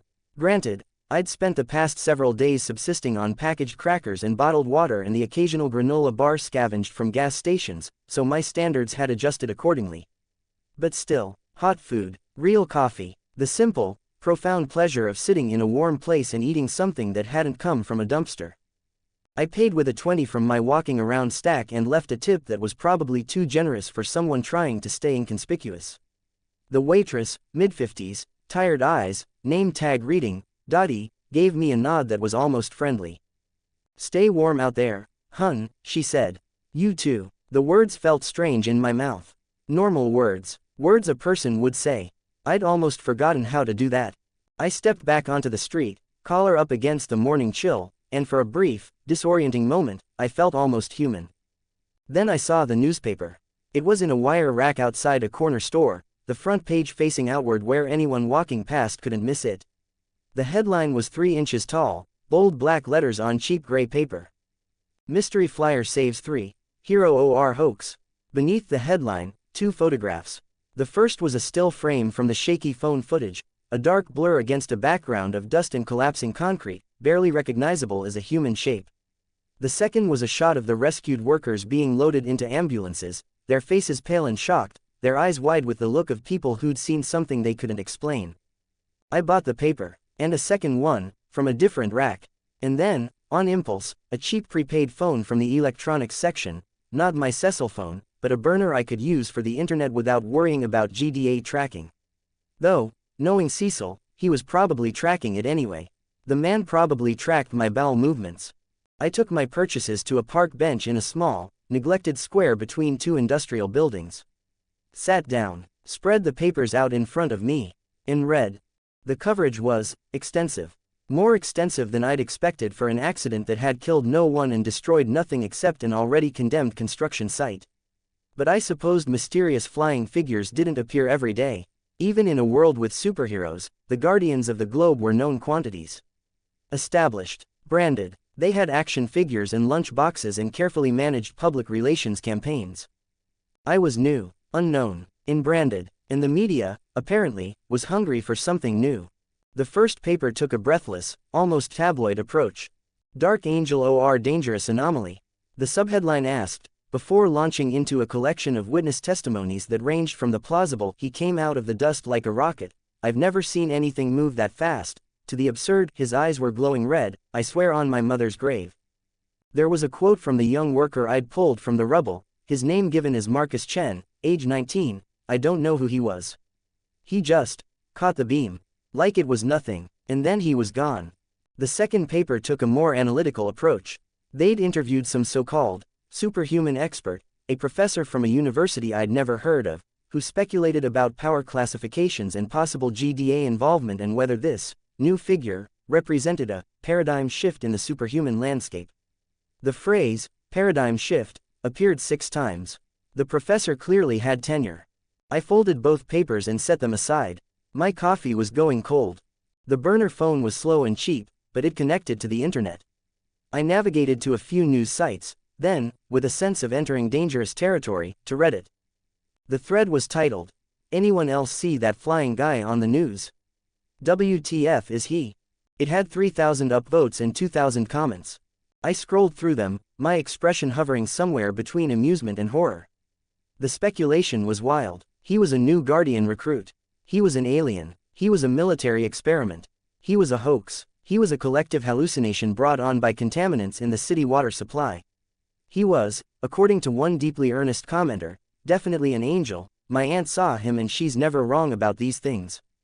And then, buried halfway down the thread, a comment that made me stop scrolling. This guy wasn't invited to the superhero party. Just showed up out of nowhere. No name, no brand, no nothing. The uninvited. The uninvited. 200 replies to that comment. Most of them variations on, "That's perfect," or, "New headcanon accepted," or, "Someone called the GDA, we found his name." The phrase was already spreading. Being copied to other threads, other platforms, Twitter, apparently, or whatever this universe's version of Twitter was. News sites were picking it up.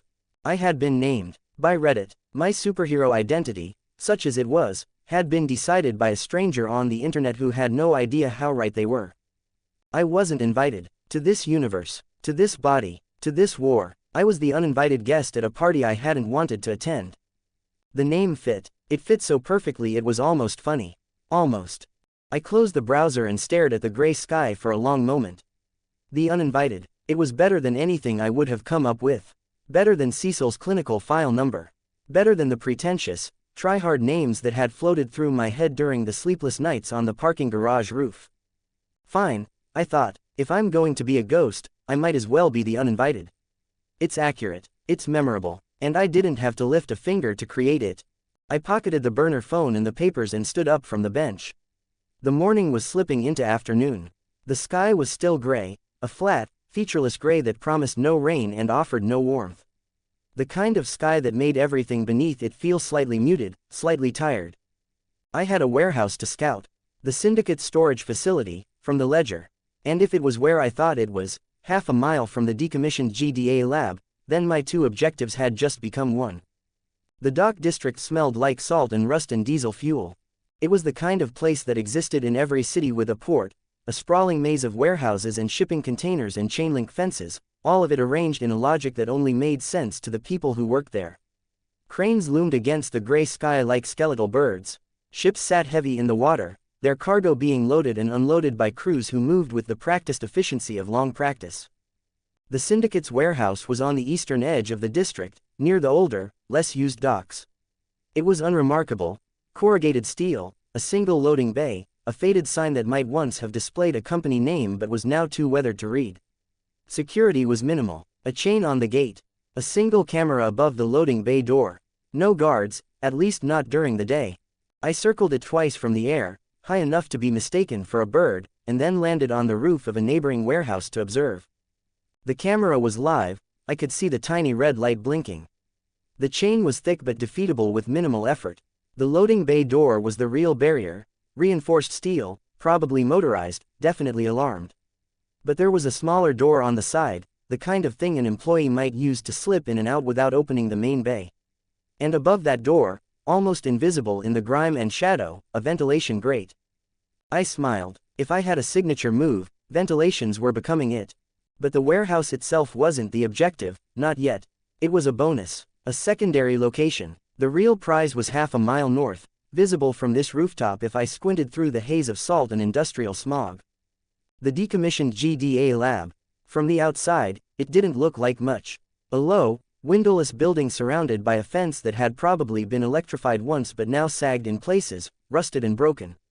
A faded GDA logo on the gate, the stylized globe and shield I'd seen on Cecil's messages in the news broadcasts and, once, a lifetime ago, the pages of a comic book. Security cameras, but no lights. A parking lot, but no cars. It had been decommissioned, but decommissioned didn't mean empty. The comics had mentioned a containment breach, the kind of vague, ominous phrase that could mean anything from a chemical spill to a monster escape. Whatever had happened, it had been bad enough to shut the place down.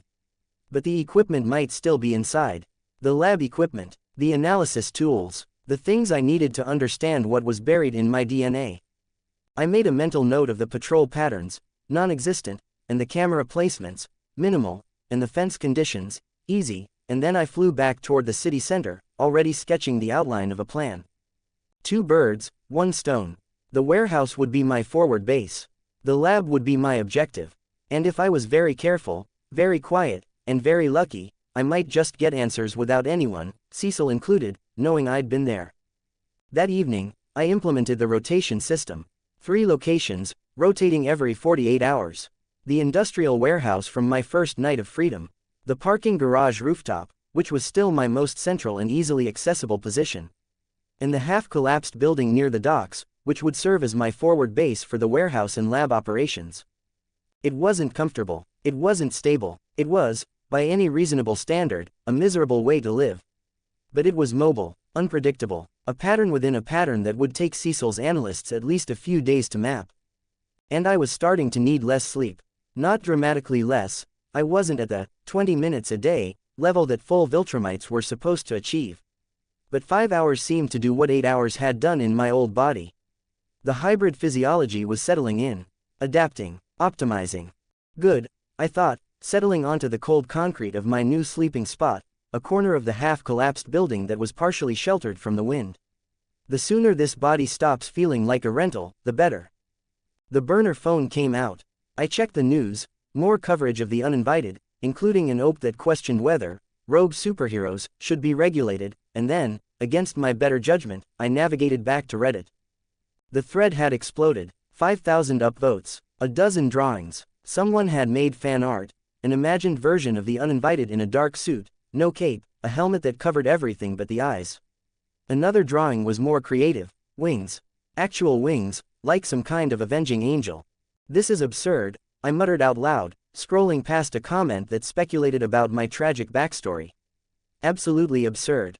But I was smiling, just slightly, the smile of a man who had spent several days in complete isolation, speaking to no one except via text message with his surveillance state stalker, and who was now watching strangers on the internet argue about whether he was a hero or a villain or something in between. They were talking about me. They didn't know who I was or where I came from or what I was capable of, but they were talking about me. I existed in their minds. I was a story they were telling each other. For the first time since the Tuesday I died, I felt real. The Cecil phone buzzed. I picked it up, still half-smiling. The uninvited. Good name, better than what I would have chosen. CS. I typed back, the response almost automatic now. And what would you have chosen? The pause was shorter than usual. File 7401. But the uninvited is better for marketing. File 7401. I stared at the number. My number. Cecil's designation for the unknown variable that had appeared in his world without warning or explanation.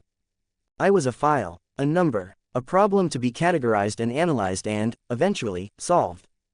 The humor of the Reddit thread evaporated. The warmth of the diner breakfast faded.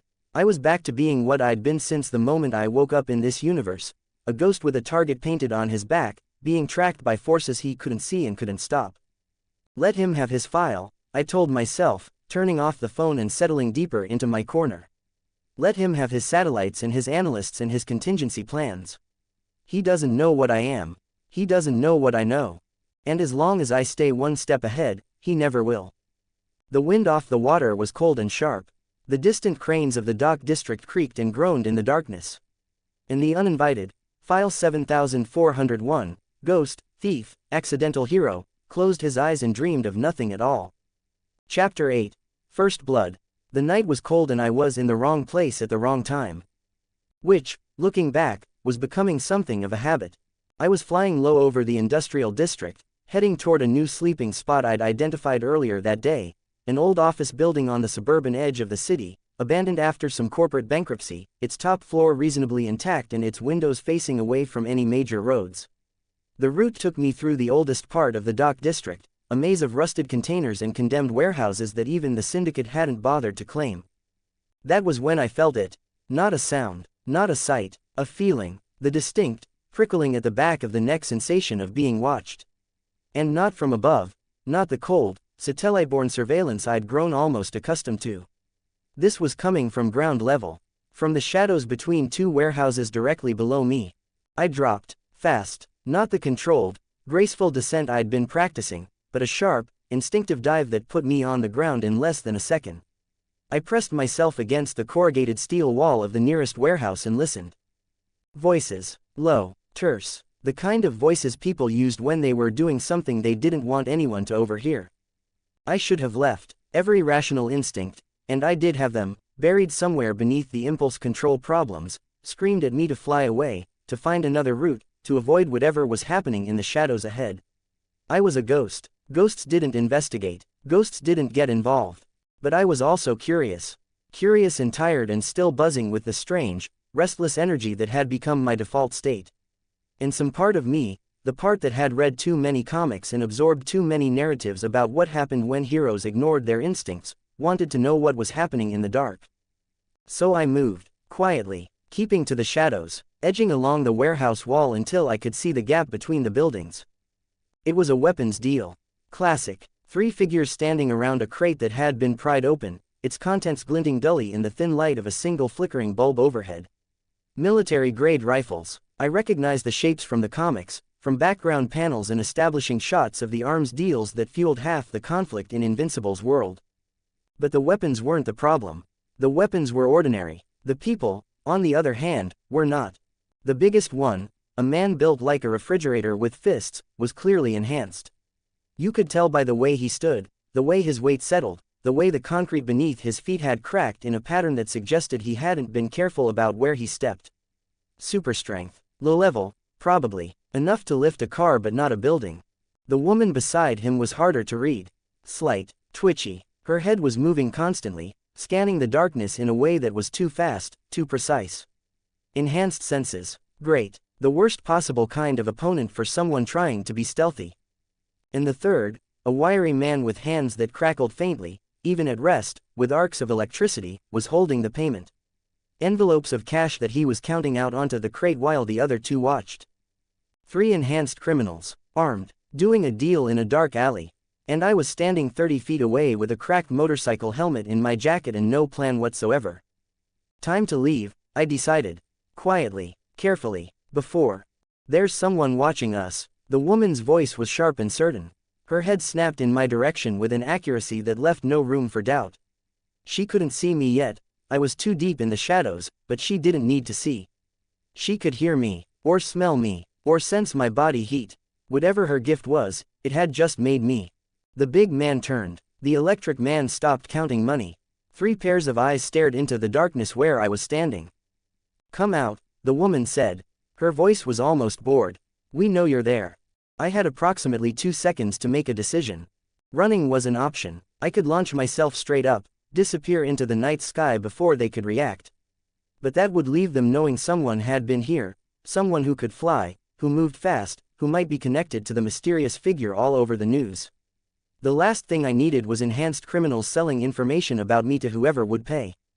Fighting was an option, but I'd never fought anyone. Not really. The collapsing building had been a rescue mission, not a fight. The robbery had been stealth, not confrontation. I had no combat training, no experience, no understanding of how to use my strength against living opponents. And I had no idea how to pull my punches. I stepped out of the shadows. The 3 of them sized me up. The motorcycle helmet drew a snort from the big man. The electric man tilted his head. The woman just stared, her expression unreadable, her eyes slightly too wide. "Who the hell are you?" the big man asked. "No one," I said. My voice was steady. That surprised me. "Just passing through." "Passing through our deal." "Bad timing." "No one." "I'll leave." "You leave when we say you leave." The electric man stepped forward. His hands crackled brighter, arcs of blue-white electricity dancing between his fingers. "We don't like witnesses, but we're reasonable. Give us whatever you've got on you, and maybe we let you walk away with your legs working." I should have given them something. My wallet, my burner phone, anything that would let me walk away. But the thought of handing over the resources I'd just risked everything to acquire was unacceptable. And the thought of letting 3 armed, enhanced criminals put their hands on me was worse. "I don't want trouble," I said. "Then you shouldn't have come here." The big man moved first. Fast, faster than someone his size should have been able to. His fist came at my head in a wide, brutal arc that would have turned a normal human skull to powder. I dodged, barely. The fist passed close enough to ruffle my hair, and the wall behind me exploded in a shower of corrugated steel and dust. "Okay, No more talking. The woman was circling, her enhanced senses tracking my every movement. The electric man was hanging back, waiting for an opening. The big man was already winding up for another swing. I didn't give him the chance. I lunged forward, not flying, just moving with all the speed my hybrid body could generate, and drove my fist into his chest. The punch was meant to knock him down. That was all, a solid, incapacitating blow to end the fight before it started. My fist went through him, through the sternum, through the ribcage, through the entire thickness of a human torso as if it were wet cardboard. I felt his spine shatter against my knuckles. I felt his heart stop around my wrist. The big man made a sound. Not a scream, not a last word, just a small, wet, surprised sound. And then he was dead, and I was standing there with my arm buried to the elbow in his chest. Time stopped. I had killed people in video games. I had read about death in novels and seen it in movies and imagined it 1,000 times in idle, morbid daydreams. None of it, was anything like this. This was hot and wet and visceral and real in a way that bypassed my brain entirely and hit something deep and primal and screaming. The big man's eyes were still open, staring at me, unseeing. I pulled my arm free. The sound it made was... I'm not going to describe the sound it made. The woman screamed, high and terrified. The electric man grabbed her arm and pulled her back, his face a mask of pure, naked fear. What are you? I didn't answer. I couldn't. I was staring at my arm. At the blood, at the way it dripped thick and dark onto the cracked concrete, black in the dim light. My jacket was ruined. My hand was shaking. My whole body was shaking. The two remaining criminals ran. I let them go. I couldn't have stopped them if I'd wanted to. My legs were locked in place. My chest was heaving. The world had narrowed to the body at my feet and the blood on my arm and the cold, absolute certainty that I had just ended a human life. Not a monster, not a Viltrumite, not a world-ending threat. A man, a criminal, yes, an arms dealer, certainly. Probably a murderer himself, given his line of work. But a man, with a heartbeat and a name and a life that had just ended because I didn't know my own strength. I don't know how long I stood there. The body cooled slowly in the night air. The blood congealed on my skin. The flickering bulb overhead buzzed and popped and kept on flickering, indifferent to everything. Eventually, I moved. I knelt beside the body, beside his body, and I closed his eyes. It was a gesture I'd read about in books. It felt stupid and inadequate and necessary. I'm sorry, I said out loud. To him, to the universe, to whatever cosmic force was watching from the void. I didn't mean to. I didn't. I stopped. Apologies were worthless. Explanations were worthless. This man was dead, and I had killed him, and nothing I said or did would change that. I don't even know his name. The thought hit me harder than anything else. Harder than the blood on my skin, harder than the memory of his heart stopping around my fist. I didn't know his name. I didn't know where he came from. I didn't know if he had a family, a partner, a child waiting at home. I knew nothing about him except that he was big and strong and had tried to hit me, and now he was dead. In the comics, deaths had meaning. The Guardians died to establish Nolan's betrayal. Supporting characters died to raise the stakes. Villains died because they were evil and their deaths were justice, clean and satisfying and unquestionable. This wasn't like that. This was messy and pointless and entirely my fault. You're a killer now, a voice whispered in the back of my head. Before you were a ghost. Before you were a thief. Now you're a killer. That doesn't go away. I stood up. My legs were unsteady. My stomach was churning. I took 3 steps away from the body and threw up against the warehouse wall. I buried him in the construction site. The one from the collapse. The place I'd first revealed myself to the world.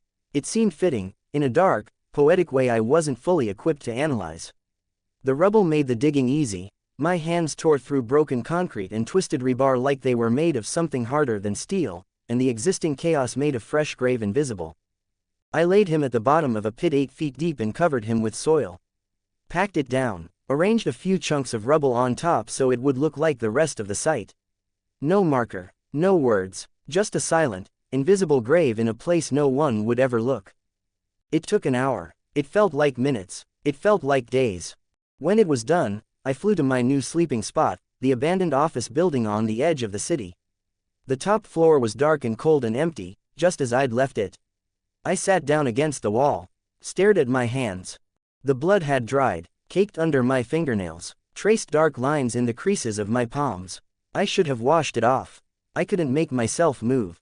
Hours passed. The sky outside the windows lightened by degrees. The city stirred to life below me, oblivious, indifferent, carrying on with its daily business as if nothing had happened. As if a man wasn't dead. As if I wasn't a killer. This body is a weapon, I thought. The realization was cold and absolute. A weapon without a safety. Without a user manual. Without any way to control it except practice and luck and hope. Hope had just killed a man. I made a decision, then. A promise. To myself, to the universe, to the dead man whose name I'd never know. Never again. Not unless there's no other choice. Not unless it's him or an innocent. Not unless every other option has been exhausted. I will not be a killer. I will not be what this body wants me to be. It was a fragile promise. The kind of promise that broke under pressure. But it was all I had. The Cecil phone buzzed. Unusual activity in Sector 7 last night. Anything you want to tell me? CS. I stared at the message. My bloody fingers, still stained, still shaking, hovered over the screen. I didn't reply. I couldn't. The phone buzzed again a minute later. All right, we don't have to talk about it. But when you're ready, I'm here. CS. I turned off the phone and set it aside. For once, Cecil's surveillance didn't feel like a threat. It felt like what it probably was, a man trying to understand something he didn't understand yet. A variable he couldn't solve. Join the club, Cecil. I looked at my hands. The dried blood, the knuckles that had shattered a man's spine, the fingers that had closed a stranger's eyes. I died on a Tuesday. But today, Saturday, or whatever day it was in this universe, I became something else.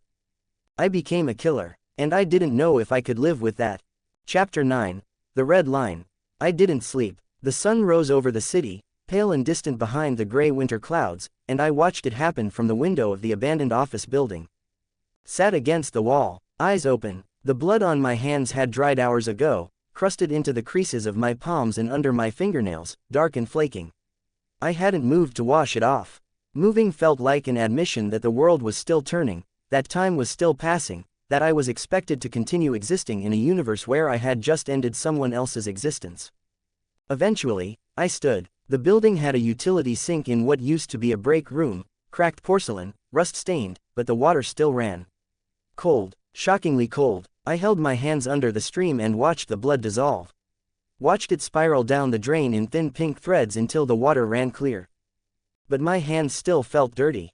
I scrubbed them with a scrap of paper towel until the skin was raw and red. Then I scrubbed them some more. It didn't help. The feeling wasn't on my skin. It was deeper than that, sunk into the bone, woven into the memory of muscle and nerve. My fist, closing around a heart. The sudden, terrible absence of a pulse.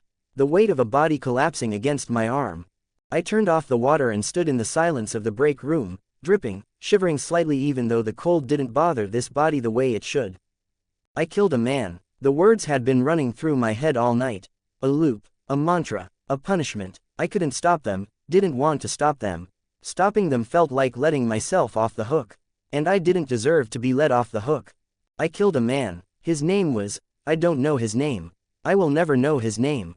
He was a criminal, an arms dealer, probably a killer himself, but that doesn't matter. What matters is that I put my fist through his chest and I didn't mean to and it happened anyway. I avoided my reflection. The dark window above the sink could have shown me my face, but I didn't look. I wasn't ready to see what a killer looked like. The morning passed in a haze. I moved from the break room to the window and back again, restless and exhausted and unable to settle. The city outside was going about its day, cars on the streets, people on the sidewalks, the distant wail of a siren that wasn't for me. The normal machinery of civilization, grinding on. How many people down there had killed someone? How many of them were walking around with blood on their conscience, hidden behind ordinary faces and ordinary routines? More than I would have guessed, probably. The world was violent and complicated and full of people who had done things they couldn't take back. But I wasn't one of them. Not before last night. Before last night, I was a man who had never thrown a real punch in his life. A man who had died falling downstairs with a comic book in his hand.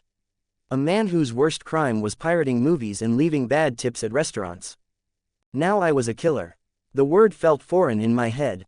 Killer. It belonged to other people. Soldiers. Criminals. Viltrumites. The men and women in the comics who took lives without flinching because that was what the story demanded. Nolan Grayson, who would soon murder the Guardians and shrug it off like a jacket he'd outgrown. The Viltrumite Empire, who had eradicated entire civilizations and called it progress. I am not one of them.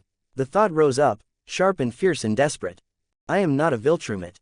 I am a man who happens to have their blood. There is a difference. I have to believe there is a difference. I sat down against the wall again, closed my eyes, and forced myself to think. If I wasn't a killer, if I didn't want to be a killer, then I needed rules. Lines that couldn't be crossed. Principles that would guide my decisions when instinct took over and there wasn't time to think. Because instinct had just killed a man. Instinct, without training or control, was a loaded gun pointed in every direction at once. Alright, Rule 1, I will not kill, not unless it is the only way to save an innocent life. Rule 2, if I must fight, I will use the least amount of force necessary. I will learn to pull my punches. I will learn to incapacitate without destroying. Rule 3, if I ever find myself in a situation where killing is the only option, I will carry that weight. I will not forget, I will not justify, I will bear it, and it will hurt, and that hurt will remind me to never let it happen again. 3 rules, a code, simple, fragile, the kind of thing that could shatter in an instant when the next fight came and instinct took over again. But it was something, it was a line drawn in the sand, and I was going to defend it with everything I had. I opened my eyes. The light had shifted. Hours had passed without my noticing. The gray morning had become a gray afternoon, and the city was still there, and I was still there, and the dead man was still dead. Nothing had changed except the inside of my head. But that was enough. That was the only thing I could change. I am not a killer, I told myself again. Not as a hope this time. As a decision. I am a man who killed once, by accident, because he didn't know his own strength. And I am going to make sure it never happens again. The decision brought a strange kind of clarity. I couldn't prevent what I didn't understand. My body was a weapon I hadn't chosen, built by forces I couldn't identify, carrying protocols and limitations and capabilities I could only guess at. The voice in the void had said Phase 1, observation. The pain in my chest had stopped me from even thinking about interfering with fixed events. And my strength, the strength that had turned a human torso into wet cardboard, was so far beyond my ability to gauge that I might as well have been blindfolded. I needed information, I needed data, I needed to understand what I was on a cellular level, because every day I spent in ignorance was another day I risked making the same mistake. Another day I risked becoming what I'd sworn I wouldn't become. The decommissioned GDA lab wasn't just an objective anymore. It was a necessity. I gathered my few possessions, the jacket, the ruined motorcycle helmet. I couldn't look at it without seeing blood, but I couldn't leave it behind either, the cash, the Cecil phone, and I flew. Not fast and desperate this time. Slow, deliberate, a straight line from the office building to the dock district, the route I'd mapped days ago. The city unspooled beneath me. Rooftops and roads and rivers of taillights. People living their lives, blissfully unaware that a regretful killer was passing overhead, on his way to break into a government facility. The irony wasn't lost on me. A few days ago, I'd been a ghost. Now I was planning a heist that would make Cecil Stedman's eyes water. Assuming he didn't already know. He probably already knew. I landed on the rooftop I'd identified earlier, the warehouse across from the decommissioned lab, half a mile from the syndicate's storage facility. The view was excellent. The lab sat like a concrete box in a field of cracked asphalt, surrounded by a sagging fence and a parking lot that hadn't seen a working car in months. No lights, no movement. The faded GDA logo on the front gate was peeling, the shield almost unrecognizable. But there was a car in the back. A single sedan, dark blue, parked near what looked like a rear entrance. It hadn't been there on my last flyover. Someone still works here, or checks in. Minimal staff, like I thought. Probably a skeleton crew, 1 or 2 technicians keeping the equipment from falling apart, filing paperwork, waiting for the budget that would never come to officially shut the place down. That complicated things. I couldn't just tear through the walls and hope no one noticed. I needed stealth, precision, a time when the technician, assuming that's who it was, wouldn't be there. Nights, probably. Weekends, definitely. Today was. I realized I didn't know what day it was. Saturday, Sunday. The days had blurred together since the Tuesday I'd died. A calendar was another thing I needed to add to the list. I settled deeper into the shadows of the rooftop and watched. The car didn't move. No one came in or out. The lab was quiet as a tomb. Soon, I decided, a few more days of observation. Map the technician's schedule, identify entry points, then I go in, get what I need, and get out. Clean, quiet, no dead bodies. Especially no dead bodies. The Cecil phone buzzed. Sector 7 again, you're becoming predictable, CS. I stared at the message. Sector 7 must have been the dock district. Cecil had tracked me here, of course he had, and he was letting me know he'd tracked me here. The usual game. But there was something new in his tone. Something almost helpful. I typed back, just exploring. The reply came quickly. Of course, but explore carefully. Some old places aren't as empty as they look. CS. I looked up from the phone, eyes scanning the lab again. The sedan, the dark windows, the sense of something sleeping behind those walls. Cecil knew, maybe not what I was looking for, but he knew I was here, and he knew the lab wasn't entirely abandoned. And he'd warned me anyway. That was either genuine concern or a very subtle manipulation, and with Cecil, it was probably both. I pocketed the phone. The warning didn't change my plan. If anything, it confirmed that the lab still had something worth finding. And if Cecil wanted to stop me, he would have stopped me already.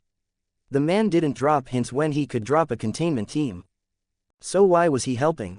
Because you're still a puzzle to him, I thought. A variable, and he's curious what you'll do next.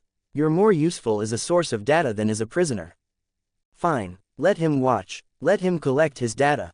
As long as he didn't interfere, I'd let him have his curiosity. I turned my attention back to the lab, mapped the camera positions, 2 on the front gate, 1 on the rear entrance, none on the roof. Mapped the fence, chain link, topped with razor wire that was rusted through in places. Mapped the rear door, solid steel, electronic lock, probably still functional. Roof access, the ventilation system, my signature move. I almost smiled, almost. The sun was setting, painting the gray sky in shades of orange and purple that were actually, briefly, beautiful. I settled in for a long night of observation. The technician would leave eventually. The car would drive away. And then the lab would be mine. I died on a Tuesday. I killed on a Saturday. But I refused absolutely and completely, to become a monster on any day of the week. I had rules now, a red line, and I was going to spend the rest of whatever this life was making sure I never crossed it again. Chapter 10. The Girl in the Cereal Aisle. 3 days passed. 3 days of watching. 3 days of mapping. 3 days of sleeping on cold rooftops and eating food from gas stations and speaking to no one except, occasionally, the glowing screen of Cecil's phone. The technician, I'd nicknamed him Bob, for no reason except that he looked like a Bob, kept a schedule so regular it was almost insulting. Monday, Wednesday, Friday. Arrived at 8 a.m., left at 6 p.m. Drove the same blue sedan. Ate the same sad-looking sandwich for lunch, always at noon, always on the bench outside the rear entrance. He was a creature of habit, and his habits were my opportunity. Tonight was Saturday. Bob wouldn't be back until Monday morning.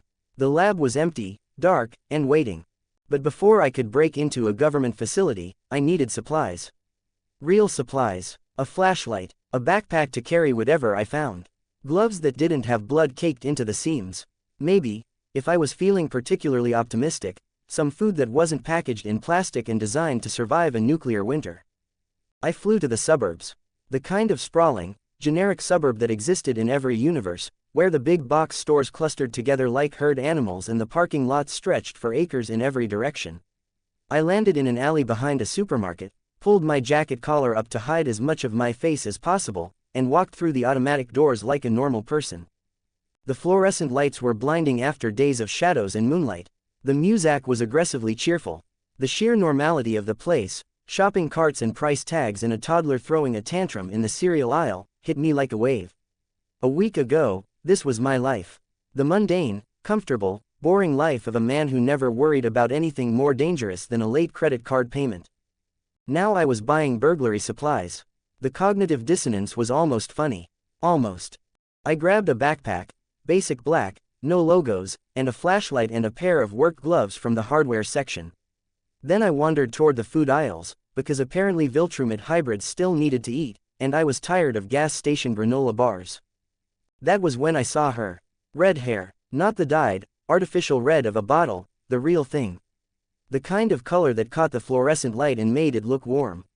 She was standing in front of the cereal shelves, frowning slightly at 2 boxes she held in her hands, as if choosing between whole grain and honey nut was the most important decision in the world. I knew her immediately. I knew her face. I knew her posture. I knew the slight tilt of her head and the way she bit her lip when she was thinking. I'd seen her 100 times before, drawn in ink and color, panel after panel, page after page. I'd read her story. I'd felt her pain. I'd watched her grow from a lonely girl with impossible powers into a woman who would sacrifice everything for the people she loved. Samantha Eve Wilkins, Adam Eve, and she was standing 10 feet away from me, trying to choose a breakfast cereal. My brain stopped working. No, no, no, no, not yet, not now, I'm not ready, I'm not, she's not supposed to be here. This is a random supermarket in a random suburb. She doesn't appear in the story for months.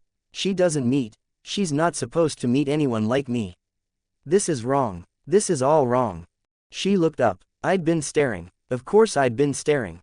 My feet had frozen to the linoleum floor and my eyes had locked onto her like she was the only real thing in a world of cardboard cutouts. She met my gaze with eyes that were exactly the shade of green I remembered from the comics, bright and sharp and slightly wary. Can I help you? Her voice was exactly what I expected. Exactly. Direct. Unfazed. The voice of someone who had been dealing with weird situations since she was a child and had long ago stopped being surprised by them. I opened my mouth. Nothing came out. I closed it, opened it again.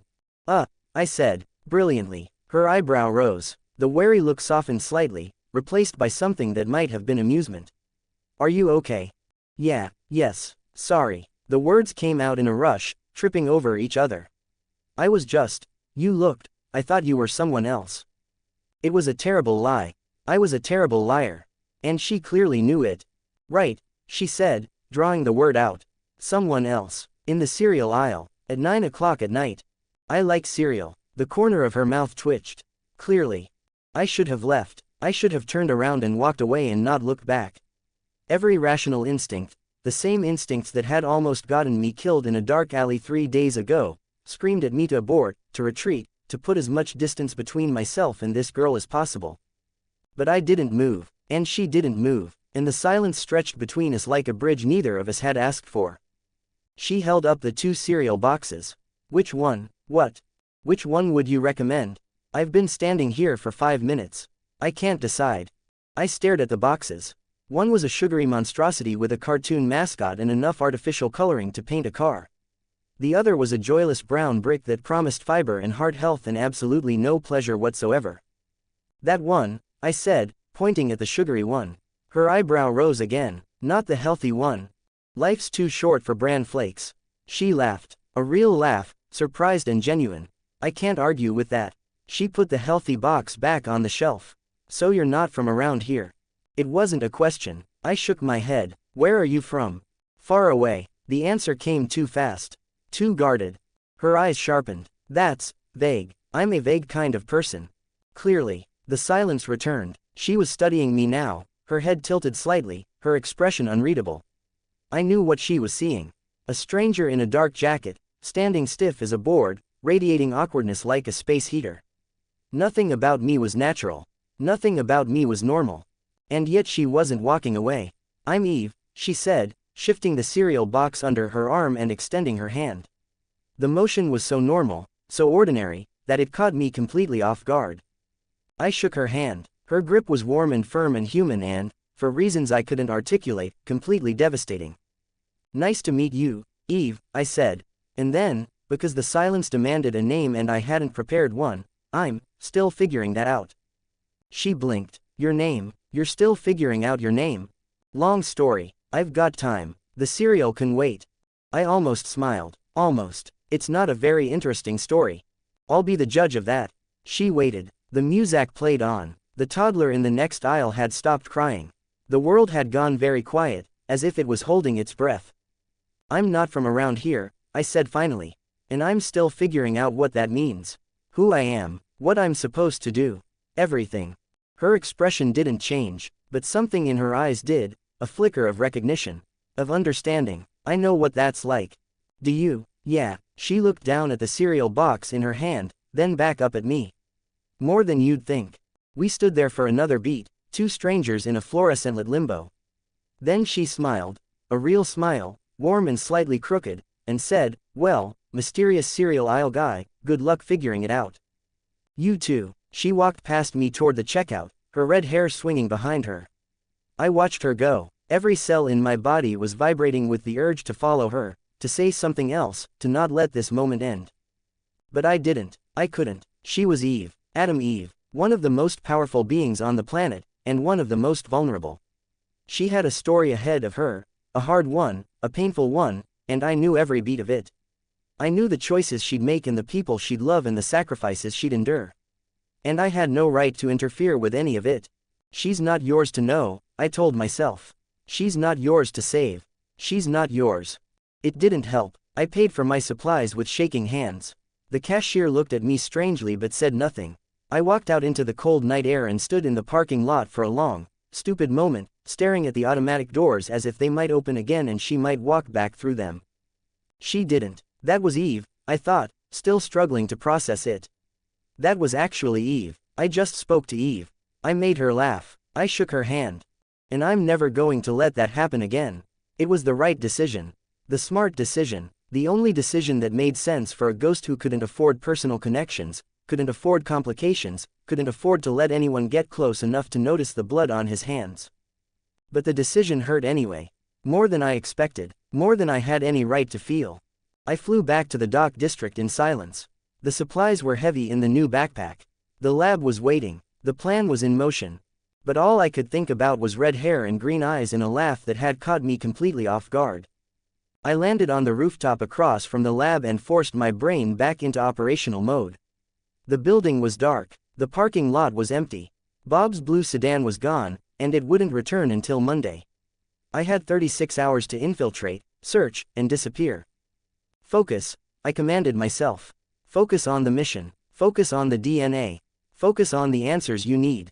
But my mind kept drifting back to the supermarket. To the girl in the cereal aisle. To the way she'd said I know what that's like and meant it. She sensed something, I realized. Not my powers. Not Viltrumite DNA.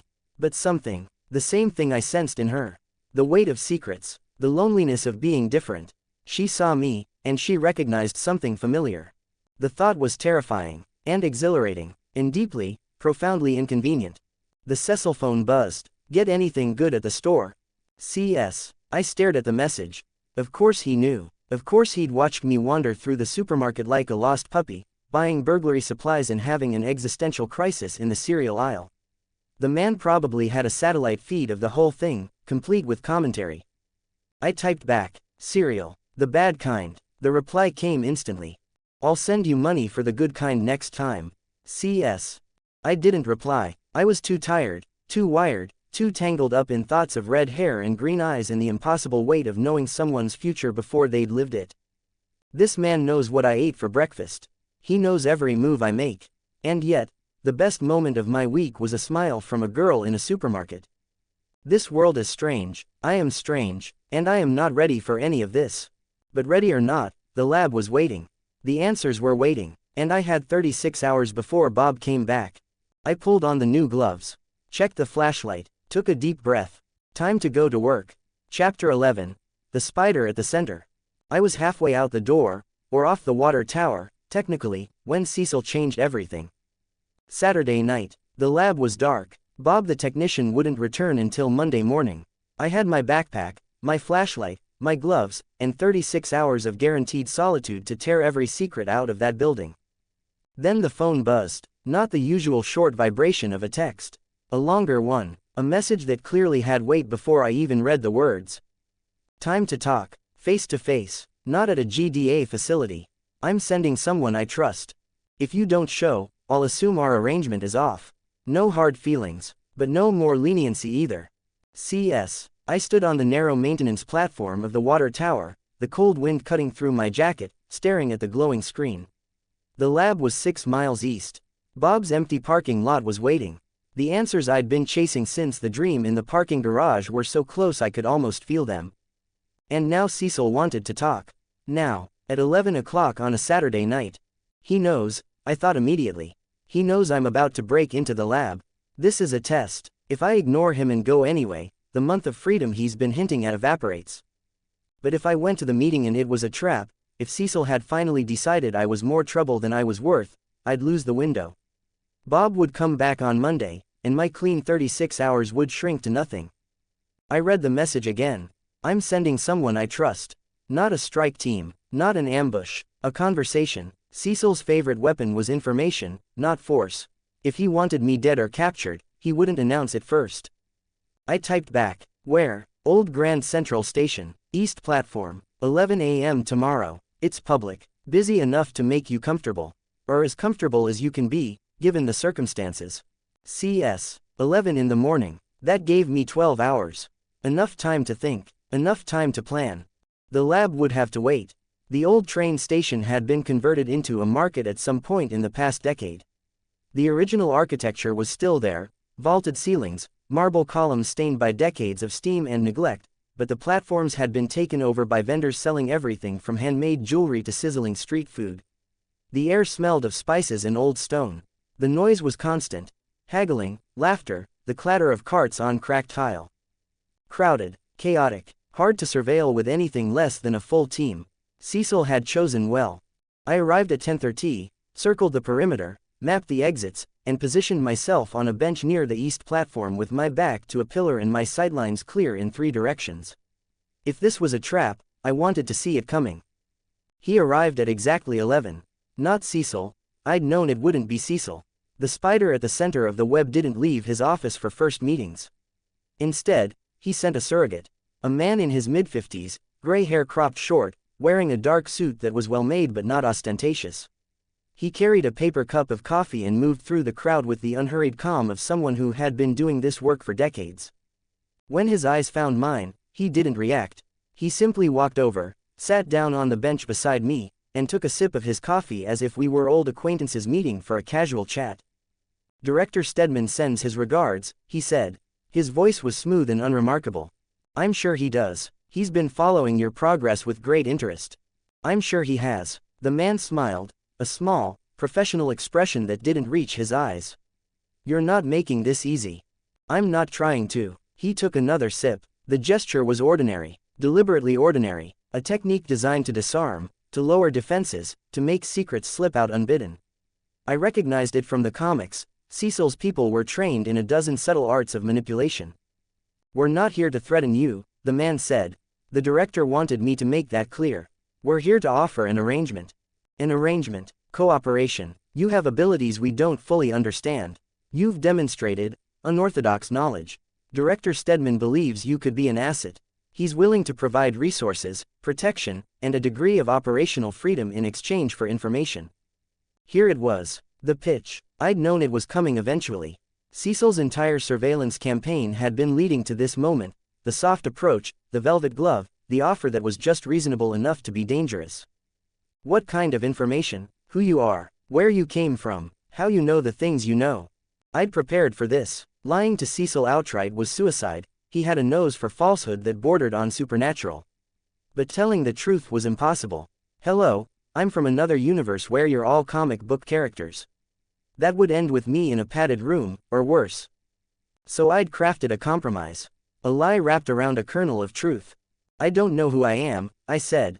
"Not fully. I woke up in this body a week ago. No memory of how I got here. But I've pieced some things together." I paused, letting the hesitation look genuine. "There were experiments. A lab. I don't know who ran it or where it was. But they did something to my DNA. Made me what I am. I'm trying to find out who." The man didn't blink. "You're saying you're the product of illegal genetic experimentation." "I'm saying I don't know what I am. But someone does. Someone built me." That part was true. The synthetic sequences in my blood, the protocols in my nervous system, someone had built me. I just didn't know who. And I want to find them. A long pause. The man was listening to something, probably Cecil, speaking through a hidden earpiece. His expression didn't change, but something in his posture shifted subtly. "Director Stedman finds that plausible," he said finally. "He's not entirely convinced, but it's enough to work with for now. For now, he's prepared to offer you a trial period. 1 month. During that time, the GDA will not actively pursue you. You'll be given a secure line of communication, a single channel, one contact. In exchange, you'll share whatever you learn about your origins. And you'll refrain from any action that could be construed as hostile to the agency or its interests. A month, 30 days of relative peace. 30 days to solve the mystery of my DNA, to train my body, to prepare for the massacre that was still, slowly and inexorably, approaching. But it wasn't trust. Cecil didn't trust. It was a fishing expedition. He'd feed me enough rope to hang myself, and in the process, he'd collect data. Every conversation, every movement, every piece of information I shared. And if I find out who made me, I asked, then we'll have another conversation. With different terms. I leaned back against the pillar. One more thing. No more satellites. I know you've been tracking me from orbit. It's getting old. The man's smile flickered. I can't promise that. Then tell Director Stedman this. If he wants me to cooperate, he has to give me a reason to trust him. Constant surveillance isn't trust. It's a cage. The man was silent for a moment. Then he nodded, barely perceptible. I'll relay your request. He stood up, leaving the coffee cup on the bench. You'll receive a contact protocol within 24 hours. Use it wisely. Don't make Director Stedman regret this. He walked away, disappearing into the crowd before I could respond. I stayed on the bench for a long time after he left, staring at the abandoned coffee cup, turning the conversation over in my mind. I'd negotiated with Cecil Stedman and walked away with a month of freedom. It felt like a victory. But the lab was still waiting. And every day I delayed was another day I didn't understand what I was. That evening, back on the water tower, I stared at the horizon and weighed my options. The lab was still dark. Bob was still gone until Monday. But going now, immediately after the meeting with Cecil's agent, felt reckless. Cecil might have backed off surveillance officially, but I didn't believe for a second that his eyes were truly off me. If I broke into a GDA facility hours after shaking hands on a truce, the month of peace would end before it began. No, I decided. The lab will wait. A few more days won't change the data inside. And you need Cecil off your back more than you need answers right now. It was a tactical retreat, not a surrender. The phone buzzed. Cecil. Good negotiating. But lab experiments, I'll need more details eventually. CS. I smiled, just slightly. He was already poking at the weak point in my cover story. Exactly as expected. Admit I misled you. Admit you tried. 1 month. Use it well. CS. 1 month. 3 questions burned in my mind. Who built this body? What are the fixed events I can't interfere with? And what happens when phase 2 begins? The lab would answer the first question. The others, I'd have to survive long enough to find out. I closed my eyes. The water tower creaked in the wind. The city hummed its oblivious music below. Somewhere, Cecil Stedman was updating a file with everything he'd learned today. And somewhere, in a void beyond space and time, a voice I still couldn't name was counting down the seconds until phase 2. Chapter 12. The signature in the blood. I waited 4 days. 4 days of patience. 4 days of keeping my head down, moving between safe houses, training in the barren fields beyond the city limits where no one could see me crash into the earth and climb back up again. 4 days of letting Cecil believe I was playing by his rules, honoring our fragile truce, using my month of freedom to do exactly nothing worth his attention. 4 days was enough. Bob the technician had come and gone twice, Monday and Wednesday, his blue sedan puttering into the parking lot at precisely 8 in the morning and departing at precisely 6 in the evening. His rhythms were as predictable as gravity. Friday night, the lab would be empty. Saturday, empty. Sunday, empty. 3 full days before his return. And I had questions that couldn't wait any longer. The water tower had become my primary base in the days since the meeting at Grand Central. It wasn't comfortable, a rusted metal platform barely wide enough to lie down on, accessible only by flight, exposed to every shift of wind and weather, but it was invisible. No one looked up at water towers. No one patrolled the crumbling infrastructure on the city's forgotten edges. Even Cecil's satellites seemed to have pulled back slightly, honoring the letter if not the spirit of our agreement. Or maybe that was wishful thinking. With Cecil, you never knew. I left the tower at dusk on Friday. The sky was clear and cold, the stars just beginning to prick through the fading blue. I flew low and fast, skimming the rooftops of the industrial district, my dark jacket blending into the evening shadows. The mask was in my backpack, not the ruined motorcycle helmet, which I'd finally thrown into a dumpster 3 days ago, but a simple black balaclava I'd bought at a hardware store. Less protection, but less conspicuous. A ghost didn't need armor. A ghost needed silence. The lab was dark. Bob's sedan was gone. The parking lot was a blank expanse of cracked asphalt reflecting the pale glow of a single security light. I landed on the roof. The maintenance hatch was still unlocked, the same hatch I'd scouted weeks ago, the same blind spot in the building's aging security grid. Either no one had checked it since the facility was decommissioned, or someone wanted it to look that way. You're being paranoid, I told myself. Just get in, get the data, get out. I dropped into the corridor. The air hit me first, antiseptic and cold metal, the same hospital smell from my earlier scouting. The emergency lights were on, casting long, faint shadows down the white corridors. Everything was exactly as I'd left it during my reconnaissance visit days ago, the empty offices, the stripped cubicles, the calendar still hanging on the wall with its yellowed pages. The main lab was waiting. The genetic sequencer was in the corner, connected to a dedicated terminal. I'd researched this model in the days since my first visit, cross-referencing what I remembered from the comics with what I could find on the burner phone's spotty internet connection. It was an automated system, fast, accurate, designed to analyze superhuman DNA samples and flag anomalies. Exactly what I needed.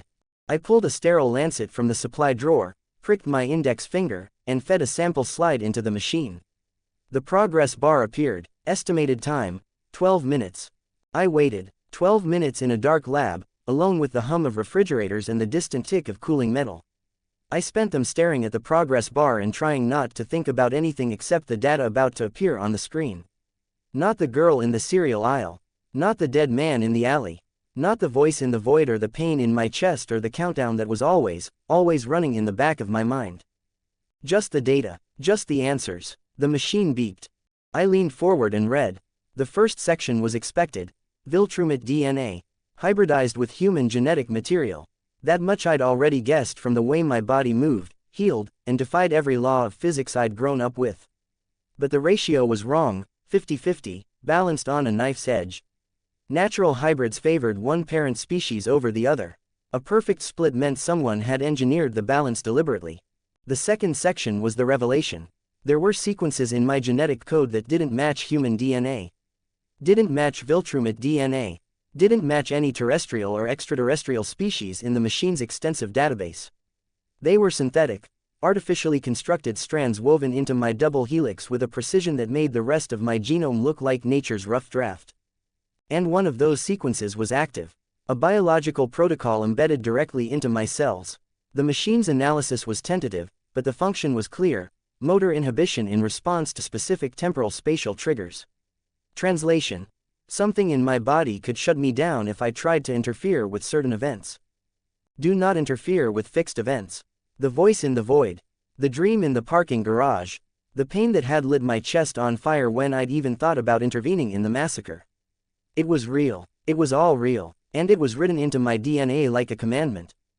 I scrolled further. At the bottom of the analysis, buried in the synthetic code, was a signature. Not a name. Nothing as simple as a name. But a chemical marker, a unique molecular tag that identified the source of the genetic engineering. The machine couldn't translate it into anything meaningful, but the pattern was distinct. Complex, almost like a fingerprint left deliberately behind. I pulled out the burner phone and took photos. Every screen, every sequence, every anomalous strand and synthetic protocol. If I couldn't interpret the data here, I'd find another way. There were people in this universe who understood genetics, people who owed no loyalty to Cecil or the GDA. I'd find one, eventually. The Cecil phone rang. I froze. The sound was obscenely loud in the sterile silence of the lab, an old-fashioned ringtone that shattered the hum of the machines like a rock through glass. I stared at the screen. CS. I let it ring. It rang again, and again. On the fourth ring, I answered. What? Cecil's voice was clipped, urgent. Lab 9, you're there, aren't you? My blood went cold. How? Because an armed team is 5 minutes from your location. Not mine. A splinter group. Possibly the same one that's been tracking you since you surfaced. Possibly worse. A pause. The sound of typing in the background. Basement level. Maintenance tunnel. Runs 2 blocks north. I'll send the coordinates. I was already moving. Why are you helping me? Because I don't like competition. The words were sharp and humorless. And because whoever's trying to kill you is also trying to operate inside my organization. That makes them your enemy and mine. Move. The phone beeped. Coordinates. I shoved it into my pocket and ran. The corridor blurred past me. The rear stairwell yawned open, dark, narrow, the emergency bulbs flickering. I took the stairs 4 at a time. Behind me, somewhere in the building above, I heard the front door splinter. The maintenance tunnel was exactly where Cecil had said it would be, localing, lined with pipes, lit by a single strip of pale emergency lighting. I ran, bent double, boots pounding concrete, the sound of my own breath loud in my ears. 2 blocks, 3, the exit ladder appeared ahead, rusted rungs leading up to a hatch. I burst out into a back alley, cold air slamming into my lungs. Behind me, the lab was a dark mass against the darker sky. No headlights, no sirens, no shouting. The team was still inside, searching empty rooms. I launched upward, straight vertical, fast and hard, the way I'd learned to fly when I didn't want anyone to track my trajectory. The ground fell away, the alley became a postage stamp. The city spread out around me, vast and glittering and indifferent. I didn't stop until I reached the water tower. The platform was cold. It was always cold. I sat with my back against the rusted metal railing, the burner phone in my shaking hands, the photos of my DNA still glowing on the screen. The synthetic sequences, the motor inhibition protocol, the chemical signature, the mark of whoever had made me. Someone built this body, I thought. The words had been running through my head since the first moment I'd seen the data. Someone programmed it. Someone put fail-safes in my cells and commands in my nervous system. I am not an accident. I am not random. I am a weapon, and someone out there knows my trigger. The Cecil phone buzzed. Are you all right, CS? I typed back with cold fingers. Yes. Who were they? Under investigation, but they knew exactly when and where to find you. That means they have access to information about you. Possibly more than I do. CS. That doesn't comfort me. It doesn't comfort me either. But it means we're on the same side for now. Get some rest. We'll talk tomorrow. CS. I pocketed the phone. Same side. With Cecil Stedman. The man who'd been tracking me like an animal since the moment I'd arrived in this universe. The man who turned everything he touched into a calculation, a variable, an asset to be deployed or a liability to be managed. And yet he'd warned me. Twice now. He'd given me exit routes and safety windows and just enough information to keep me alive. Not out of altruism, Cecil didn't do altruism, but because something else was moving in the shadows. Something he didn't control. Someone's trying to kill me, I realized. Not capture, not study, kill, and Cecil doesn't know who they are either. The thought was almost reassuring. Almost. I looked at the photos again. The chemical signature stared back at me, a question written in molecules. Somewhere out there, someone knows every answer. Who I am, why I'm here, what phase 2 is supposed to be. And when I find them, I'm going to ask a lot of questions. The water tower creaked in the wind. The stars wheeled overhead, indifferent and eternal. And the uninvited, ghost, thief, accidental killer, and now fugitive from an unknown enemy, closed his eyes and tried, against all odds, to sleep. Chapter 13. The Boy Who Doesn't Know. The night air was cold and clear, the kind of cold that sharpened edges and made distant lights burn brighter. I was flying low over the suburbs, not toward anything, not away from anything. Just moving, the way I did when restlessness overtook caution and I needed to feel the wind tearing past me to remind myself I was still alive. That was when I saw the house. I almost didn't recognize it. Suburban houses all look the same from above. Dark roofs, lit windows, squares of manicured lawn separated by invisible property lines. But something about this particular house snagged my attention. The layout of the yard. The shape of the roofline. The basketball hoop in the driveway, its net frayed from years of use. I dropped lower, drifting behind a tall oak tree across the street. My heart, the hybrid heart that beat with inhuman steadiness, lurched suddenly off rhythm. The Grayson house. I knew it from the comics. From establishing shots in quiet domestic panels and the devastating double-page spread where Nolan had destroyed half the living room in a single backhand. I'd seen it drawn in ink and color 100 times. But seeing it in reality, three-dimensional, solid, lived in, was something else entirely. The lights were on in the kitchen. I could see movement through the window. A figure, slight and lanky, moving with the easy carelessness of someone who had no idea his world was about to end. Mark. I landed on the roof of the house across the street. Silent, careful. The family below was asleep or watching television or doing whatever ordinary families did at 10 o'clock on a weeknight. They wouldn't notice a dark shape settling on their shingles. No one ever noticed. The back door of the Grayson house opened and Mark stepped out. He was carrying a trash bag, the white plastic kind that tore if you overfilled them, and wearing a hoodie with some university logo I didn't recognize. He swung the bag into the bin, dusted his hands, and stood there for a moment in the cold, looking up at the sky. He was 18, maybe 19. The comics had never been precise about his age before the powers kicked in. The face was exactly what I expected, young, open, the kind of face that hadn't yet learned to expect betrayal from the people he loved. He was thin, not the lean, muscled build he'd have after 6 months of superhero work, but the thinness of a teenager who hadn't finished growing into his frame. Ordinary, unremarkable, a kid who probably got picked last in gym class and never thought twice about it. This is him, the boy who will fight his father. The boy who will stand against an empire. The boy who will suffer more than anyone should ever have to suffer, and keep standing anyway, because that's who he is. The thoughts came unbidden, a cascade of images from the comics. Mark with broken bones and bloodied face, Mark screaming as Nolan explained the Viltrumite mission, Mark holding Eve in the ruins of a city, Mark refusing to give up no matter how many times the universe tried to break him.